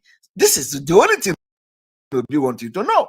And this is what Obi want to the international community to say, that Igbo people are part of the election. But we are going to shock them.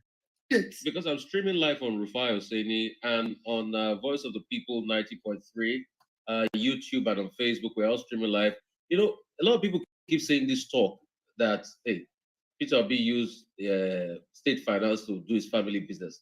Please address that. What is going on as regards that? Which family business? So that's what people are saying. And which family business? Anybody can say which family business. You know, people, because we live in a country where people are not just celebrate good things, because we celebrate criminality. Are you hearing it? Obi accepted that they are in a country that doesn't celebrate good things. Obi say, Obi recognized Nigeria as a country that celebrates criminality. Yet, he wants to be a president of a country that celebrates criminality. Now, ask Obi, how are you going to solve the problem of a country that celebrates criminality? How are you going to solve that? He said it too. I didn't say it. He said that we are in a country that celebrates criminality. When I told you people that Nigeria breed criminals, you doubt me. Look at it, coming from a presidential candidate. The same thing I have been saying all this while. It is coming from somebody aspiring to be a president of a country that celebrates criminality. I told you people that Nigeria breed criminals. How do you solve that? It is as a result of the dangerous diversity. Today, Obi have confirmed it. He have confirmed it that Nigeria breed criminals, that they celebrate criminality. Yet, he is not worried and bothered. He want to now, validate this particular country that celebrate criminality by getting involved in the election instead of demanding. And when you talk now, he will say, oh, I want to be a president so that I will solve the problem. Okay?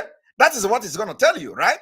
I want to make me a president so that I will make Nigeria to be a country that will not celebrate criminality. Now, ask him, how will you do that? He will not answer you. Okay? He will not answer you. But we want answers. Tell us, how will you make Nigeria not to celebrate criminality? Which family business? Can they call one family business? You know, they just tell you all sorts of things. No criminal leaves what he can steal. No criminal. That's why even if you go to church, they tell you to protect your phone. Rufai, I left almost 100 billion. When I have the powers to take it, in any other country, I have the highest award. That is what you are targeting. Award in the UK. That is what you targeted. Anywhere, but because this is a criminalized country. Are you people hearing it? He is still saying this is a criminalized country. Are you people hearing it? He's saying because this is a criminal country, and Obi want to go and start dealing with the criminals at the National Assembly. Obi want to go to the presidency to become a president, and he will be directly dealing with the criminals at the National Assembly. I don't know whether you people understand what is going on here. This man branded Nigeria as criminal country. Now, he is aspiring to become a president. Of course, he's not serious, we know. But just for you to understand, he's aspiring to become a president. And this aspiration, he is going to be working with criminals that are senators. Who knows what he is doing? And he thinks that those people, criminals from the northern Nigeria, will now, allow him to change the police, allow him to restructure the state police, allow him to save the money as he saved in Anambra State. I don't understand whether you even understand what is going on here. He called them criminals. Let us go back again.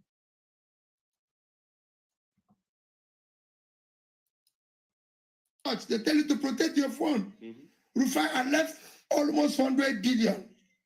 When I have the powers to take it, in any other country, I have the highest award. I have the Queen's Award in the UK. Okay. I have it anywhere. But because this is a criminalized country, okay, nobody will celebrate it. So he said this is a criminalized country, nobody will celebrate it. The same way they are not going to allow you to do anything in Nigeria because you claim you are pure. You are not a criminal. You are not a criminal. You don't have any business to involve yourself in a federal government election that involve criminals. So how are you going to be the only sane and the claim man in the midst of criminals and you want to make an impact? It is not possible. Obi knows the truth. He knows that Nigeria is a criminalized country. He knows that Nigeria are criminals. He knows that the leaders are criminals. He knows that the government themselves are involved in criminality. He is saying it.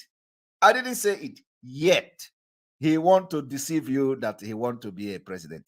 And all the questions they have asked him, where is your manifesto? There is no manifesto. The one that is going to shock all of you now is that when they are going to ask him about structure, let us go there. Only one governor, apart from Yaradua, who left 5 billion. Now they live with debts and they celebrate them. Look at the amount of money people are borrowing today. I didn't borrow one kobo. Later left dollars and everything. I saw somebody yesterday. He told me he's the managing director of NIPP. And I said, yes, I invested $59 million in this exercise. So which family business? Every business I was doing, if anything, my family business, everything collapsed because I went to do my own business collapsed.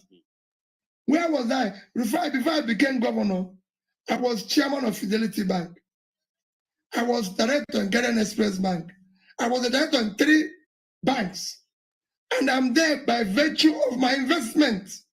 I was owing 10% of each of those facilities. I hope you people are understanding what this man is saying. This man is saying that he was a director of 3 banks. He was a director of 3 banks.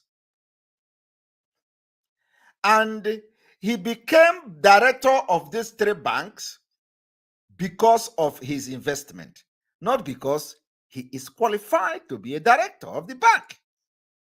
Not because he is experienced to be director of the bank. At least I know that he's educated. I know that he's experienced. But he did not mention education. He did not mention economic, expert. He did not mention experience. He said because of his investment. Do you get it now? The same will be answered in this particular interview. They say, are you going to favor your friends? Are you going to give a position to your friends to compensate them? He said, no, he is not going to do that. He is going to give a position based on merit and those who are competent. But he is a product of the same incompetency and nepotism. He's a product. He became a director of a bank or banks just because of his investment. I want you people to listen. Do not just watch a video and go away. Let me open the deeper meanings of what you can watch in this video and you never see it. I am doing it now. It's a gift. Obi told you here that he became the director of banks based on the amount of investment he has in that bank, not because he qualified or not because he is the most qualified person to become the director of the bank. And in the same interview, he said he is not going to appoint people to compensate his friends. But this is as a result, he is a product of the same thing he said he's not going to do. How is that possible? I just want you people to understand the person you are dealing with. And anybody that stands on the way of Biafra, we will bring you to the level we will bring you and beat you with experience. Let us continue. And I said, yes, I invested $59 million in this exercise. So which family business? Every business I was doing, if anything, my family business, everything collapsed because I went to do my own business collapsed. Where was I? Before I became governor, I was chairman of Fidelity Bank. Listen, he was chairman of Fidelity Bank. I was director in Ghana Express Bank. He was director in Ghana Express Bank. I was a director in 3 banks. He was a director in 3 banks. And I'm there by virtue of my investment. And he was there by virtue of his investment, not by experience, not by profession, not by any other thing or competence, but because by the virtue of his investment in those banks, he became director. I was owning 10% of each of those facilities. Because of the 10% ownership of the facilities, he became the director. Before I became governor. Before he became governor. He said track record. Okay. The track record is that there are people who are more qualified to be director of those banks, but because of the ownership of 10%, they made him director. Is that not corruption? What I was doing, I can go on and show you businesses I was doing. Okay. Before I became governor, I'm a colored man. Okay. Living in England. All right. And he lived in England. He could not learn anything from England. He has to go to Egypt. All right. Because of the attitude of Obi, you will understand Obi knows nothing. For Obi to have said that he became a director of banks just because of his investment, not because of his qualification, not because of he has experience, not because he can do it, just because of the investment. Money bought Obi a directorship in a bank. That is why he cannot he don't even know how to organize his own campaign. He went to Egypt from London. Can you understand? That is more of a Fulani behavior. That is not Igbo. Igbo man doesn't behave like that. Igbo man goes for the best. The spirit of Ndi Igbo is we always go for the best. We cannot come from London and go to Egypt. Hi, who does that? About $10 million OD. No Nigerian that I know today can tell me that in 1995, he was getting overdraft from his bank of the amount I was getting. Okay. In 1995, you were getting overdraft of over 10 million. No, I was getting over £1 million in England. £1 million. Okay. £1 million overdraft. So what are they talking? I'm not even today refine. What's family business? Where is the family business? Tell us how you will solve Nigeria problem. Forget about £1 million overdraft and all that. Tell us Nigeria problem, insecurity, running over Nigeria, Afghanistan template. How will you solve these problems? I want to know the family. Everybody can say family business. Which family business? Can I show you one? All right. So a lot of people are saying structure. I want everybody to listen to this. A lot of people are saying structure. Obi Labour Party don't have structure. Here he exposed himself. Now watch. Overdraft. So what are they talking? I'm not even today refine. What family business? Where is the family business? I want to know the family. Everybody can say family business. Which family business? Can I show you one? All right. So a lot of people are saying. So I want to confirm something today by the confession coming from Obi. Any day anybody tells you Obi was an experienced banker is a lie. Obi was a director in a bank. Yes, by virtue of his investment. It is not by his profession. It is not by his competency. It is not by that he's an expert, financial expert. So anywhere Obi or somebody is presenting Obi anywhere in this election or in this their stupid campaign, claiming that Obi is a financial expert, Obi is a banker, Obi is a lie. Obi was a director of 3 banks by virtue of his investment, which is 10% ownership of the property. That made him the director. And that is another, it is nepotism. It is corruption, because he used his investment to buy directorship in the bank. So anywhere anybody is coming to defend and say Obi is this in the bank, Obi is a professional, Obi is expert. Obi is not any expert. Obi has money. Yes, we agree. He has money. Obi was making overdraft of £1 million in 1995. Yes, we agree. Obi is rich. Yes, we agree. But Obi is not financial expert. Obi is not the best banker. He become director of bank by virtue of his investment. I want everybody to understand this thing from today. This is the position because he said it himself.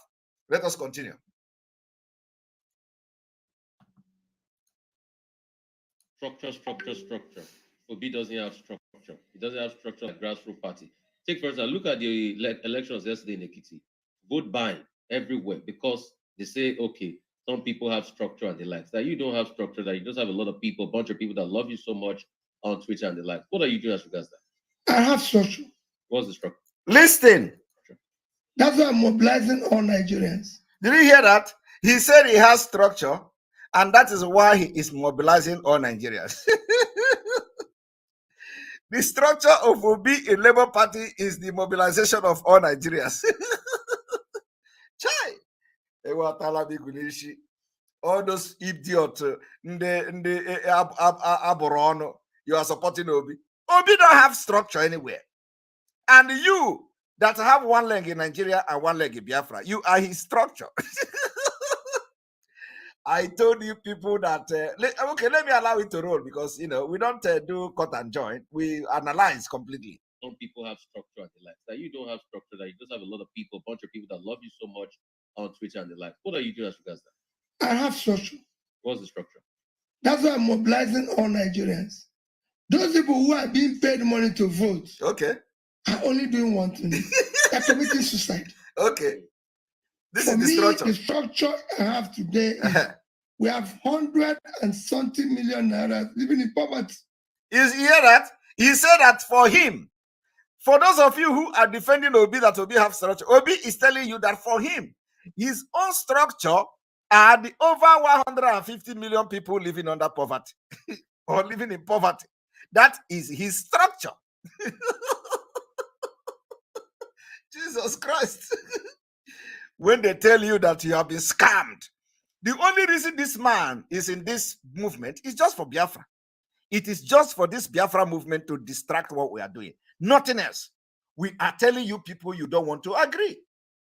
We tell you Obi went to London and they tell him to jump party because he know he can never get ticket from PDP. So they want him to play along this election, to be, to play along, to be relevant. So he is not doing this to win election. I am telling you people, you are just distracting us. Obi knows that he is going nowhere. Obi can never win election. He cannot, even Anambra, he can win Anambra. So he only want to be there as Obi, a presidential candidate, just to distract Biafra struggle. But we are going to disappoint them. We are going to tell them that we are on top of this game, because as they are planning to distract us, we are going to be ahead of them. And that is why there will be no election in Biafra land. So when you listen to the way Obi is answering question, you find out that he is somebody who is not prepared. He don't even care. The way he answered question showed you that he is only there to, I am Obi, I am Peter Obi, I am a presidential candidate of Labour Party. That's all. Obi don't care. And that is the job the British have given to him. So I want you to understand that when you listen to these people, do not just look at their face. Listen to what comes out of their mouth, and you are going to know where they are going. And today, you are privileged to see and watch this particular broadcast where I am bringing the inner part of Obi, what Obi was talking about and what he meant. I'm not twisting anything here. I'm just explaining and analyzing what he said and how he's saying it. So Obi is not actually running for presidential election. Obi is only to distract Biafrans and to make Biafran part of this election. That's all. So now listen to how Obi is going to address the issue of structure. And remember, the structure that I'm asking him now is the Labour Party. Obi is not telling you that the structure he have is 150 million poor people in Nigeria. Can you imagine that? Obi don't have office in the north. When we say it, you think it's a lie. Obi do not have one office in the north. And when they ask Obi about this structure, Obi say, it is you now that is supporting him that will make sure you take the message of his political ambition to the northern Nigeria. Go and preach. Listen now, he's going to say it, not me. Have structure. What's the structure? That's why I'm mobilizing all Nigerians. Those people who are being paid money to vote are only doing one thing. They're committing suicide. For me, the structure I have today is we have 100-something million naira living in poverty. You even say billion naira. You even say billion naira. 150 million naira. Anyway, we understand it's a slip of tongue, but because it's only naira that he know and money as a really good man. So he is even missing the people with the naira. So, but let us hear him again. Yes. Those people who are being paid money to vote are only doing one thing. They're committing suicide.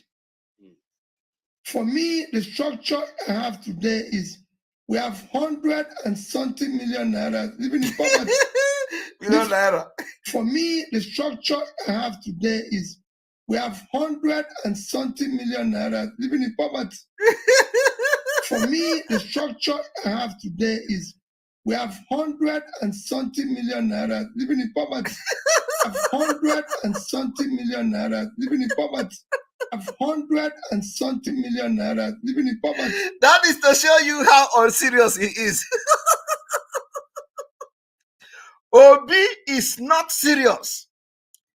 If somebody who is serious and he knows that this job he can't deliver. If it is a Fulani, if it's a Fulani, it's a Fulani man. He can't deliver. He can't deliver.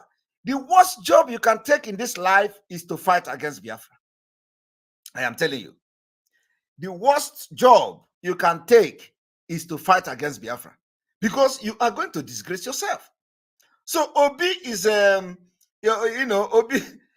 is Obi is a brainy man. I am not. You see, let me tell you, people. Even though Obi killed us and Obi showed his wickedness, why he is here to condemn the killing, and he even called us criminals.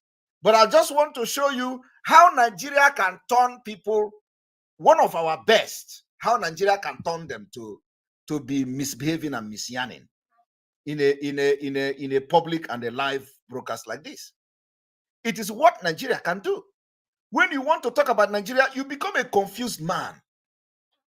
Okay? You become a confused man. So let us listen to it again.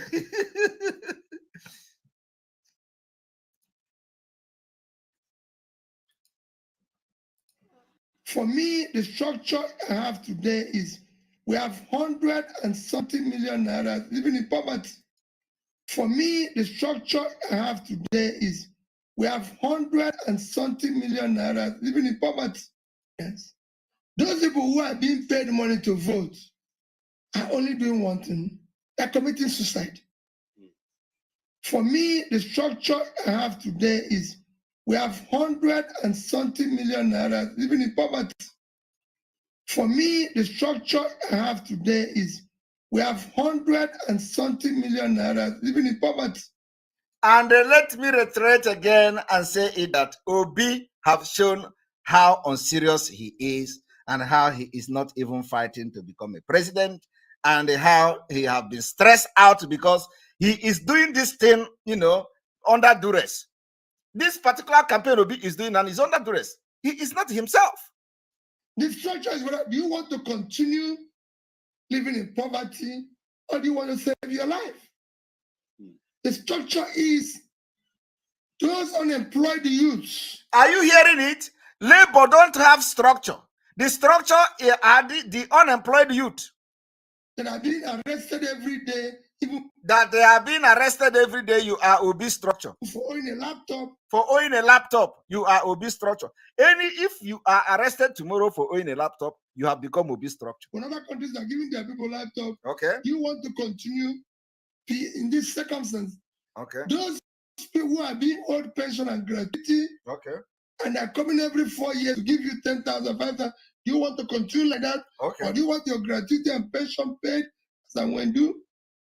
The lecturers who are not paid, the students who are not in school, it is for them to decide. Okay, that's the structure of. You are talking about what I did. Okay. You heard somebody saying that the only university that is not shut down today is Anambra State University because of what Peter Obi did. You gave them money. That's what they were going to do. All right. They have a school. Okay. It's an abomination in a country that did not meet up to a quarter of high school intake to shut it down for months. Oh my goodness. Oh my goodness. Look at. I mean, a lot of questions are coming in. And please, you can send your questions. You can say to the WhatsApp number 0700 903 903. You people should listen. Oh, this is the man they are talking about. We're streaming also Voice of the People on YouTube, Voice of the People 90.3 on Facebook. Lots of questions. Let me make it very clear. I have no apology whatsoever for what I am doing to Obi today. And any day Obi take a U-turn to realize that we are fighting a just cause, that Nigeria is a country that will kill us if we don't kill it first. Any day Obi turn around and repent, I will change the narrative. So I am not I owe nobody apology for analyzing Obi and making him what he will become from tomorrow. Any day he say he turn around and realize that this Nigeria will destroy every integrity he has built, if there is any day he realized this and turn around to support a just cause for our people to live, I will change this narrative I am doing today. Questions are coming in.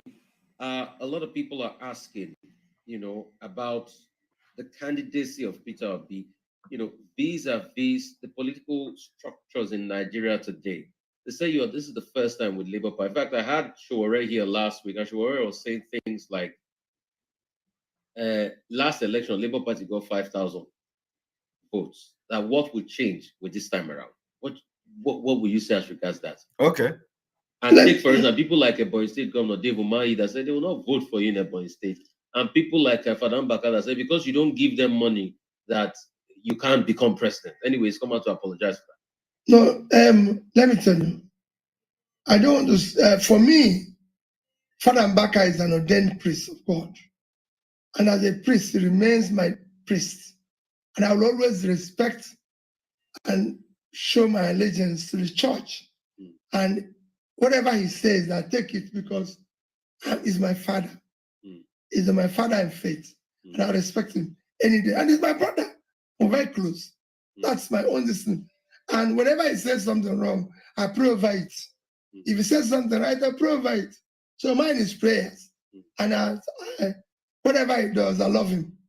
This is me because the priest of God. So despite all of this, you love Adam. I don't have any problem with him.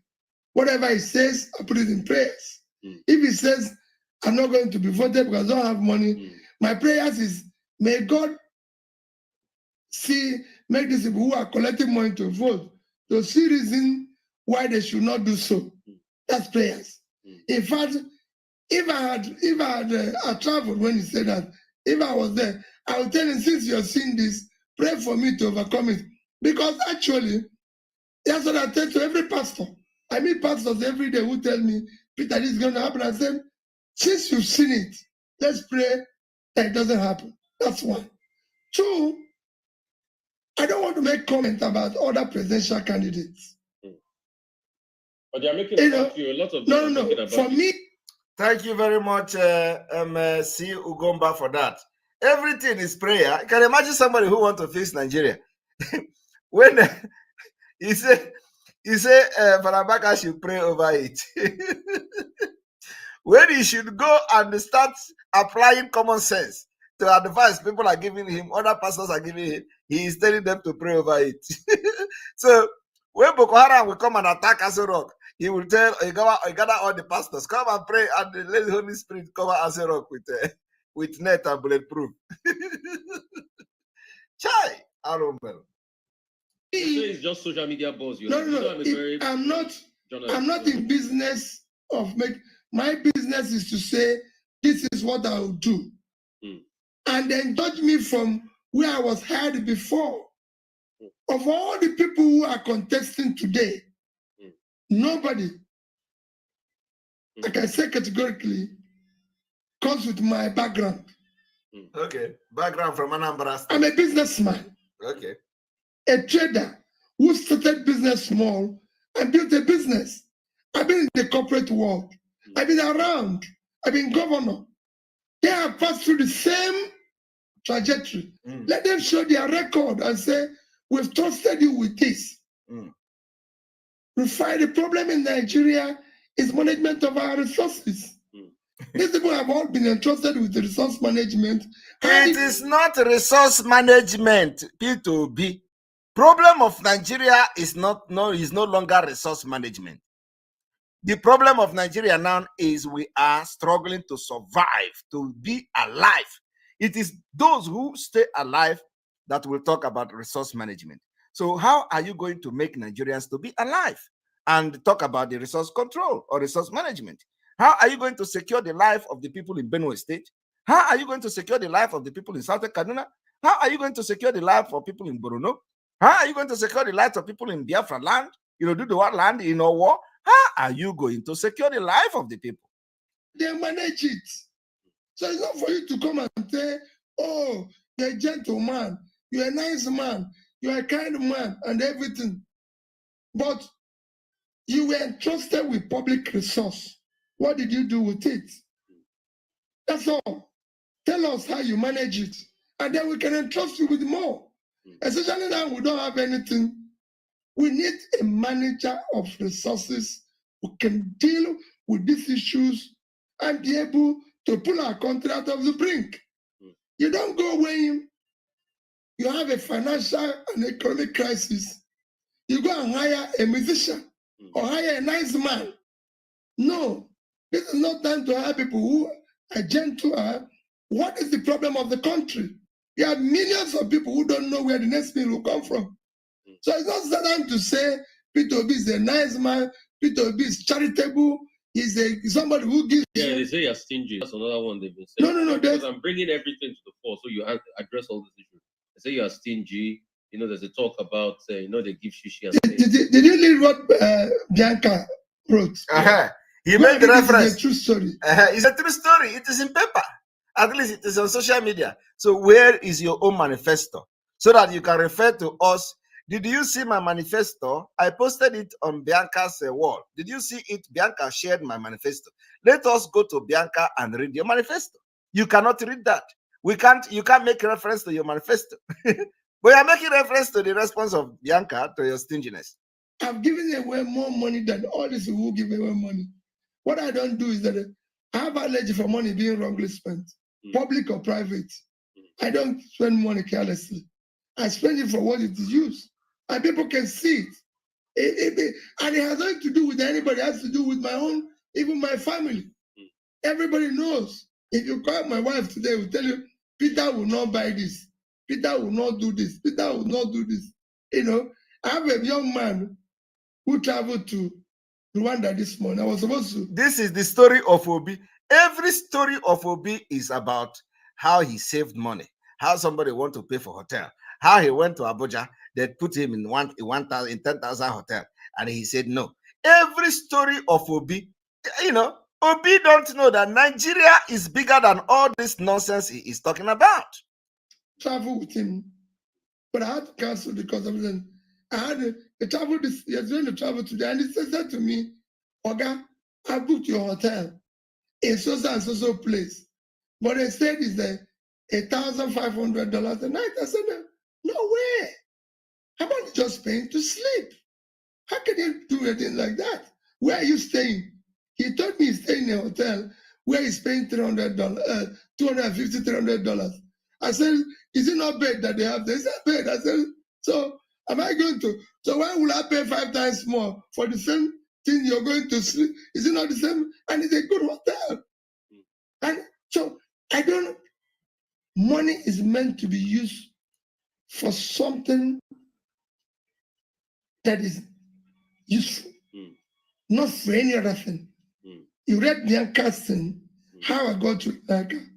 We were going for dinner. He asked me that he took me to a place. Okay, he's talking Nice. about Bianca. It's my wife of my boss, so I see her as my mother. So he took me to a shop as the mother would take his son. And when he got there, it's the wife of my leader. And when I got there, we saw a suit for $310,800. And I told her, I said, "What for? It's just a suit. Am I going to wear the price tag on it?" We went to another place, bought one good one for less than $250. And I went to the same place, and nobody said nothing. Everybody still told me, "You have got a good suit." But when I was leaving, he told me about somebody who had a problem. So I gave him the difference between the suit I bought and the one we saw. Because that money was meant for that purpose. Okay. So that's what it is. Okay. I've been to, in the past, since I left government, in fact, I've been to over 200 secondary schools, hospitals, and everything. Sokoto, Nasarawa, Kogi, everywhere, giving schools computer money.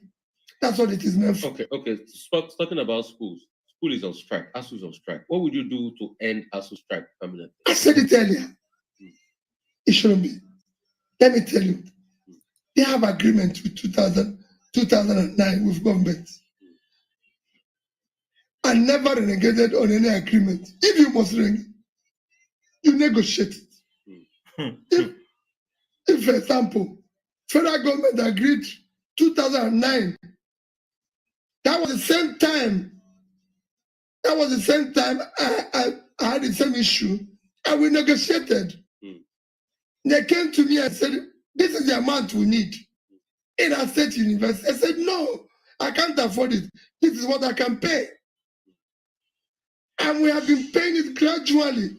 If the government of Nigeria have been paying that money, maybe not in full, but gradually, we won't be there. Are you hearing that? To sign an agreement, that's like what happens with our government. He has been paying it gradually. Listen, this man told you how he loved education. And he said he reached agreement with ASU. And they have been paying that money gradually. So if this man loves education and he know that education is the thing that can turn everything upside, turn black to white and gold and everything. He saved 7 billion. He put 7 billion in, like 7 billion in account. Boa! Anambra State account.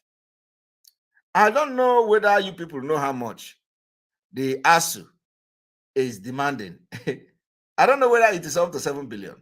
Please, can somebody help me? Who knows how much ASU is demanding, please? Is anybody here who know how much ASU is demanding? Huh?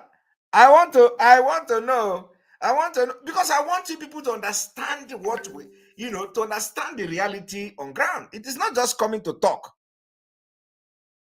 Check how much is ASU demanding from federal government. And Obi, when dollar was 165 naira, yes. Please, how much was ASU demanding? He said 75 billion. He said that 75 billion was breeding, just stayed there, dormant there in the Anambra State account. So we want to know how much is ASU demanding. And this man could not pay ASU completely. Okay? He decided to be paying ASU small. Meanwhile, he has 75 billion somewhere. He could not pay ASU completely. And let him come today to say, during my time, I paid ASU completely.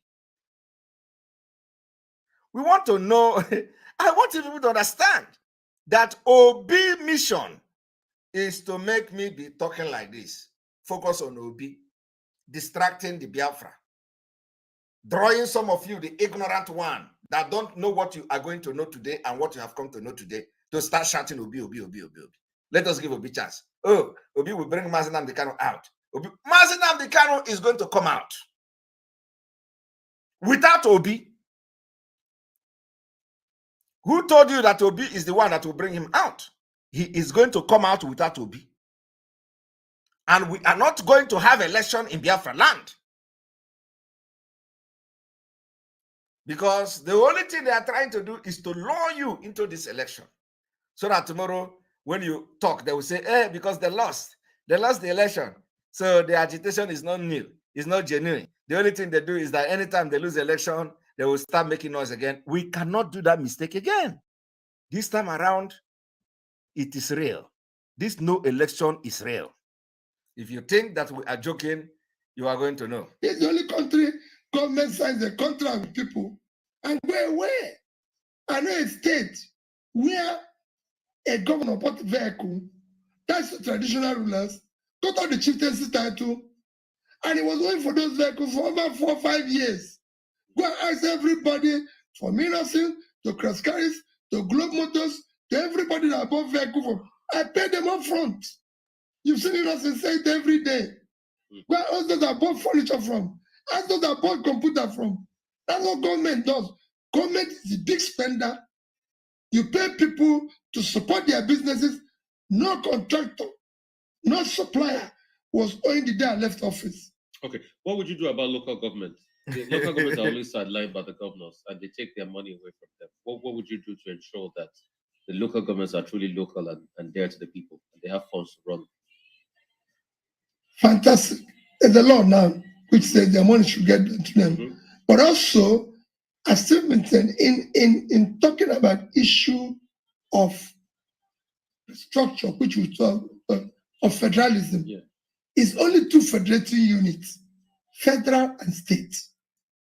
Are you hearing it? Peter Obi is against the local government autonomy, which I understand. If it is coming from the context of the fact that the Fulani will not grab the land from the local government chairman, because these are the laws that I have made exposition before. So if it is that the local government chairman controls the land, then I am not supporting that. Of course, but that is till now, because from next year, we are not going to be saying the same thing. It is going to be a different ball game. But all this while, when they are talking about local government autonomy, if it has to be financial autonomy, is a different thing. But if it has to be a land where the local government chairman will control the land, so Peter Obi is also against the local government autonomy, and he told you that that is already law, but he recognized only the federal and the state. We do it in such a way that the local government will exist and will be supported by direct financial support. If there's anything that's going to come from them in terms of whatever is going to be shared, they'll get it. Okay. We also like to talk to you about this. see some questions people are asking. And in case you don't know, we're streaming live, Voice of the People 90.3 FM. Go to YouTube, just type Voice of the People 90.3 FM. You'll be able to watch us live here. We have a lot of people joining us. What some people are asking here is that they were Labour Party candidates in the Ekiti election. Why did you campaign for them? Okay. Very good question. Listen now. If I joined Labour, today is 19th of June. That means I've just been a Labour member for about 3 weeks. 3 weeks Labour member. You know, I remember I even went to Ekiti to campaign for my candidacy of PDP. Okay. Twice. Okay. And the Labour candidate, Labour did their primary. The primaries of this election were done about, I think, either February or March, several months ago. Okay. You know, and when I joined Labour, if you ask the chairman and the end of his team, I said, Chairman, from today that I join you, I'm involved in your activities. Your activities of the past, I will participate or might not participate because I don't want to be involved in the controversies of the past. But from today that I'm a member, I'm going to be part of what you people are doing. And that's what I did. Are you people hearing the person who wants to be a president? This man said that he joined Labour Party, and the way he joined the Labour Party, he told the chairman that I am not part of your past, I am part of your present from the time I joined. That is a sign of somebody that is not genuine. That is a sign of somebody who only want to use the platform of that party. Peter Obi should understand that if you jump party, if you jump from one party to another, you are inheriting everything in that party you jump to, both the past and the present. You cannot just jump to a party and then you differentiate the one you are going to be part of and they say, what the party did in the past, I am not part of it. So if you mean that when a party have a senator, he is not part of the senator. If the senator generates some controversy, he is not going to be part of the senator. So which means the vote that senator will generate, he is not interested in it. Do you understand? He just joined party 3 weeks ago and he wants to be the president from that party. It is only one thing. The only reason Peter Obi is in Labour Party is to be just say Igbos, that Igbo man is also contesting for presidential election. That's all. You can imagine Peter Obi. They were having a election or rally in a campaign in Ekiti State. He didn't go. He left it and go to Egypt.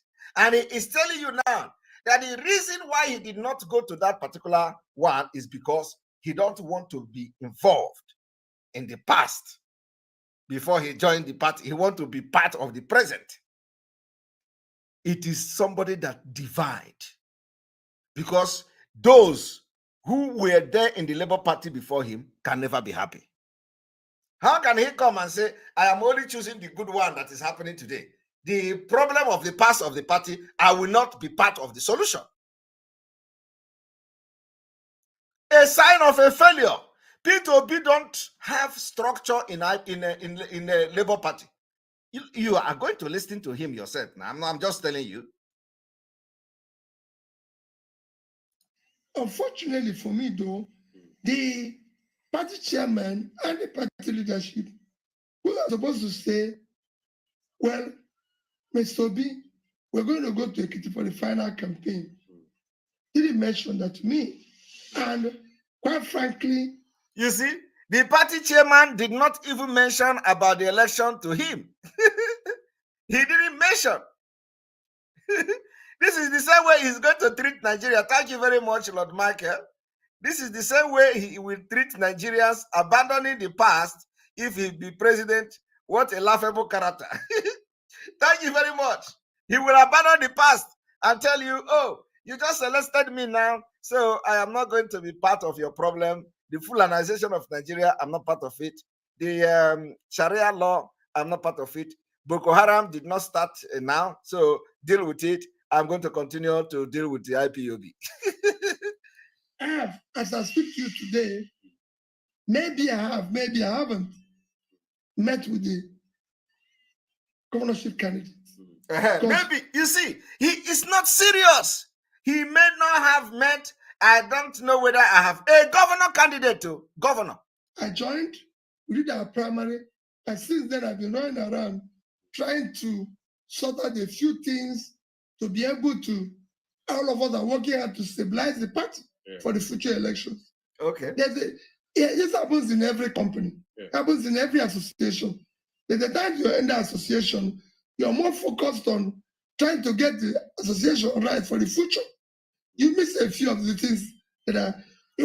Obi is talking about the future. I don't know whether the future he's talking about is the future of this presidential election or the future of another thing. It was too close for us to be dealing with Ekiti or Shun election. We'll deal with it. Okay. But most importantly, we are organizing the party for the future. Okay. Are you hearing that? He is organizing the party for the future. So which means he knows what he's doing. Thank you so much for that. They say a lot of this Obi boss is not in the north. That how will you win the north? Now listen, Obi do not have no single office in the north. Listen. They're not talking about you, they're talking about you in the south and the north. Well, and also, somebody also sent another question. They said there's a picture of you sharing money at a what is it called? That I think then you were still in the PDP or the PDP rally or something. They said, how is that? Does that mean that you're putting the money to good use? In fact, there's a story that says former Governor Peter Obi pictured sharing money in the Anambra governorship election. That's at legit.ng. So a lot of people are asking you on that, So these people, you know when people talk about sharing money, now he left this the first question about having no structure in the north and started by money. Let us hear him. Before I go to my village and I bring old women and everybody, and when I come, they would say to me, Peter, I would sit there and I give them money. And you know why I do it? That if I even give somebody to give it to them, you know what they'll tell me? When I say, I'm going to give this money to this, they say, no, give it to us here. You're a good man. We want to queue up here. You give it to us. Because when you give that money, you won't get to us. And most times I just say them, and as you're doing it, people are picking and I say, yes. So some of these things may happen. But not that I'm sharing money for, okay, if they show it in Anambra, am I sharing money to be voted for? No. Like when we are campaigning, even in the last election, you come to a place, they say, hey, Peter, give us something. So you might find a group of 10, 20 women who are selling bread, and they say, oh, God, Peter, we haven't sold anything today. This is it. And you give them father. That is different. You find nobody can tell you that they have seen Peter Obi where they are doing voting, giving anybody money to vote for him, or see me with any delegates. So that picture during the PDP campaign is not true. I've just told you the circumstances. This is your Peter. Let me tell you, me and Abaribe. That's your Peter you all talking about. Here is the Peter. One thing when we campaign, I say, Abaribe, I live in Onitsha. I live with the people. I finished being governor. I didn't want to leave anything outside where I governed. So I live with the people. Let me show you. Me and Abaribe went to buy bread. The woman who was selling bread, there were several bread sellers. Okay. There, the first person said, okay, Peter, take bread free for what you did.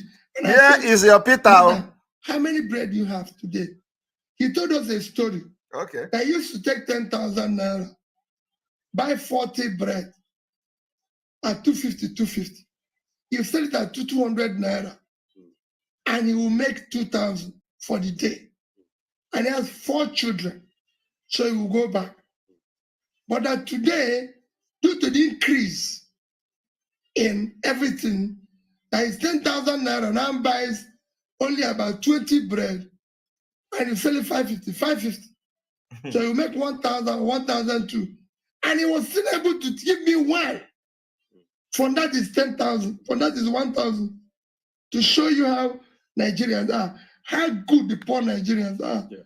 Except that we, the rich ones and the poor, have refused to help them. Okay. She was still, so I now said to them, to all of them there, I can now say to them, okay, madam, I'm giving you cash, 10,000, and I want you to give all these people here to 2,000. So you can give them to, so people will see you giving them. I'm not giving them money to vote for me. Okay, that's clarified. We'll start taking calls now. Voice of the People Jesus Christ. 19.3. That's on YouTube. Go there now in case you're hearing me. Did you all notice that he refused to address the question that he don't have any structure in the north? He didn't address that question. The first question was, you don't have anybody, any office in the northern Nigeria. He didn't address it on purpose. Voice of the People on Facebook, all right? Go there. I also want to answer the question about the north. Okay. Yeah, I want to answer it. Go ahead. Answer it, then the call. Those who are saying that the noise is about the south, okay, the north, okay, it has to start. The noise has to start somewhere. Are you hearing it? The noise of Peter Obi and Labour Party have to stand somewhere. So, which means there is no office of Labour Party in the northern Nigeria at all. Hey, Shineke God. So the noise have to start somewhere, and it started from the south. So there is no structure of Labour Party. When I posted this thing on Twitter. I posted one. I'm gonna look for it as he speak. I posted somebody from a northern Nigeria guy posted on Twitter that Obi Labour Party don't have any structure in the north. They don't have any office. They don't have any physical address. They don't have nothing in the northern Nigeria. When I saw it, I tried to verify the information. I verified it, and it was true. I posted it, and some people begin to doubt it because it came from somebody with a Muslim name. It came from a Fulani name. They don't know that before I post anything, I have done my finding. I post it because I want people to see that where it is coming from. I posted it on Twitter. A lot of people, hey, how can you believe that? How can you? Even the people supporting this Obi don't even know that Obi don't have any office in the north. They say, how is it possible? A Labour Party don't have office in the north. How is it? You can understand the level of ignorance of our people. How can you say that the Labour Party don't have office in the north? What kind of blackmail is that? It's a propaganda. It's a lie. Listen to the presidential candidate. He said the noise have to start somewhere. He don't have any office. There is no office of any Labour Party. And these idiotic people who don't know anything, they are foolishly following just to distract Biafra.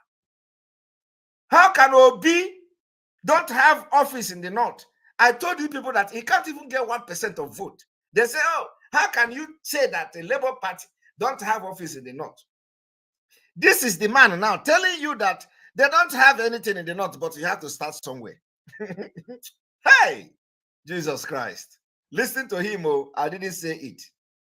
About the north. But yeah, I want to answer it, but you said. Okay, no, go ahead. Answer it. Then I to the call.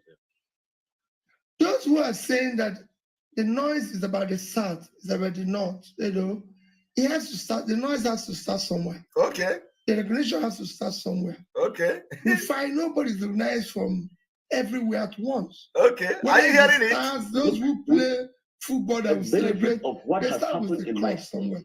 They start street football, they play for Division 3, Division 1, eventually they'll get there. The same thing is what happens everywhere. When it starts, Labour Party is now in Division 1. So Obi is using a football team to describe the Labour Party. So they are now, for those of you following Obi foolishly, because we told you people that this man is not ready for he is not contesting any election. And you were part of the Biafra movement. You hear Obi, oh, Obi is here. Obi is here. You are a fool. Obi is not telling you, oh, this movement is like a football team. We are playing Division 3. So they are not in Division 3. APC and PDP is playing Division 1. So you can understand that Obi have already told you that he is not contesting to win presidential election, because presidential election belongs to Division 1 team. Those who play in Division 1. Obi is telling you now that their Labour Party is playing Division 3. So, and it is step by step. We do not know whether before the 2023 they are going to upgrade to Division 2 before they can now go to Division 1. Hear it yourself. I didn't say it. Obi don't have no structure in the northern Nigeria, and they deceive you. So he has to start, the North has to start somewhere. The regulation has to start. Go there. I also want to answer the question about the North. But Yeah, I want to answer it, but okay. you said. Okay, no, go ahead. Answer it. Then Is it, those who are saying that the noise is about the South, is about the North, you know, he has to start, the noise has to start somewhere. Okay. The regulation has to start somewhere. Okay. We find nobody's recognized from everywhere at once. Whether it starts, those who play football that will celebrate, they start with a club somewhere. Okay. They start street football. All right. They play for Division 3, Division 1. Eventually they'll get there. The same thing is what happens everywhere. All right. When a star is rising, it starts from somewhere. And you get, when the moon is coming, it starts from somewhere. Everything starts from somewhere. So it will not be a universal thing. All right. So if Peter Obi is known and celebrated in the South, okay, the people in the South, and I'm asking the young one, to tell their colleagues in the North. Are you hearing it? The man who can solve this problem, okay, and can do this or can do this. He is not advising you today that those of you in the South can now contact your friends in the North. He's advising you that some of you, the Biafrans that have one leg in Biafra struggle and allow Peter Obi to deceive you and distract you, you can now begin to contact your friends in the North so that you can tell them about Peter Obi. That is the structure of Peter Obi. They have no single structure in the North. And for that reason, I am going to bring it to the screen. One moment.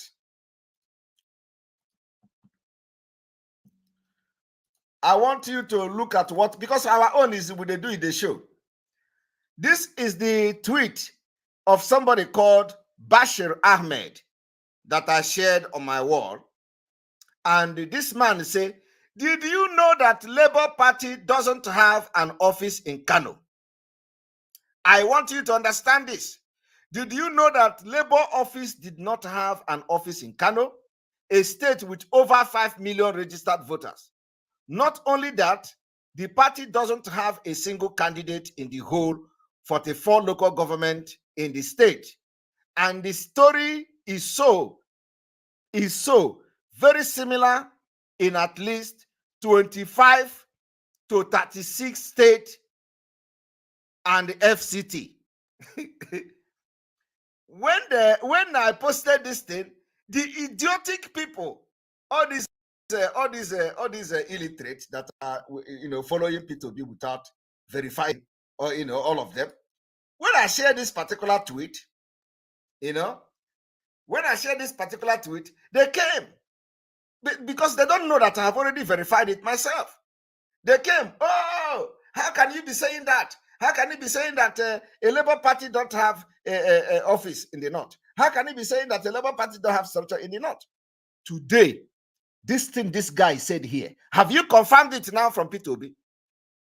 Peter Obi said that they are now playing like football division 2, Division 3, Division 1, and now they are in Division 3.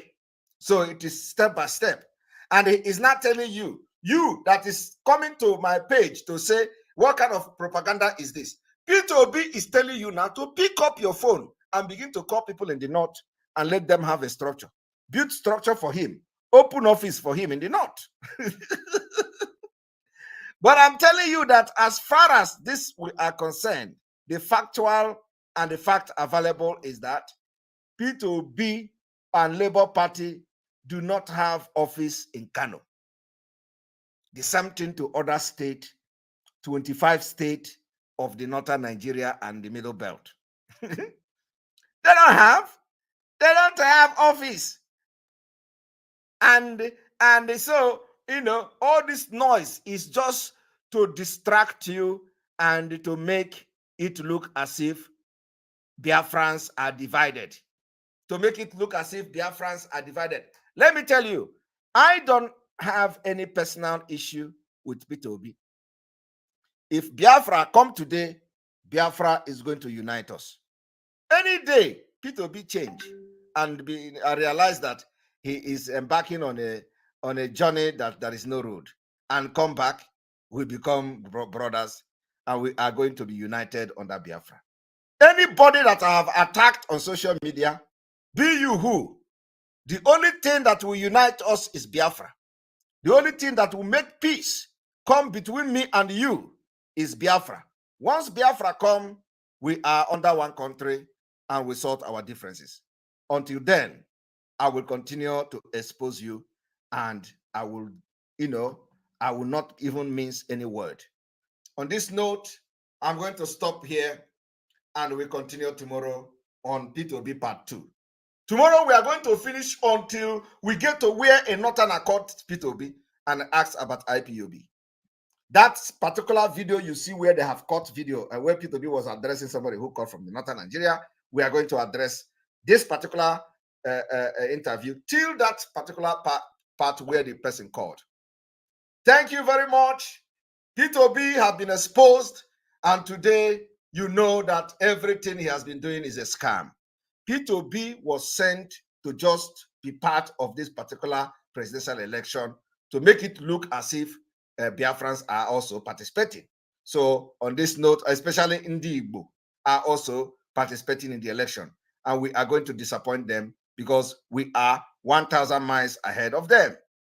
At this point, we still have over 15,000 viewers live and direct. YouTube has about 3,800 viewers at the moment, and this is already very, very late in the night. Thank you very much for being part of this broadcast. We are going to end here. May God bless Biafra. May God bless Oduduwa. May God bless Mazi Nnamdi Kanu. May God bless IPOB Autopilot Worldwide. May God bless Sunday Igboho. May God bless all of you, our Umuada. May God bless those who are supporting this movement to make sure that Biafra come.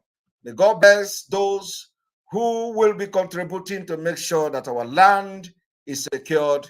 May God bless those who will be joining our 100 men and women. The line is still open. We want to see more of you joining this 1,000 men and women group that will make sure that our land is secured and our women will not be killed, our children will not be killed and butchered like they do in the past. So I want to thank you all this evening, and tomorrow we are going to continue from where we stopped today. From here, from me, is good evening.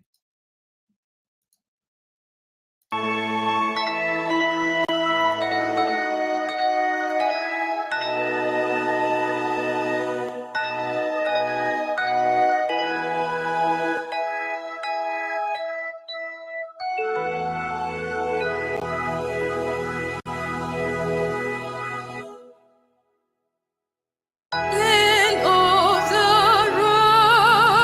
rising sun, we love and cherish.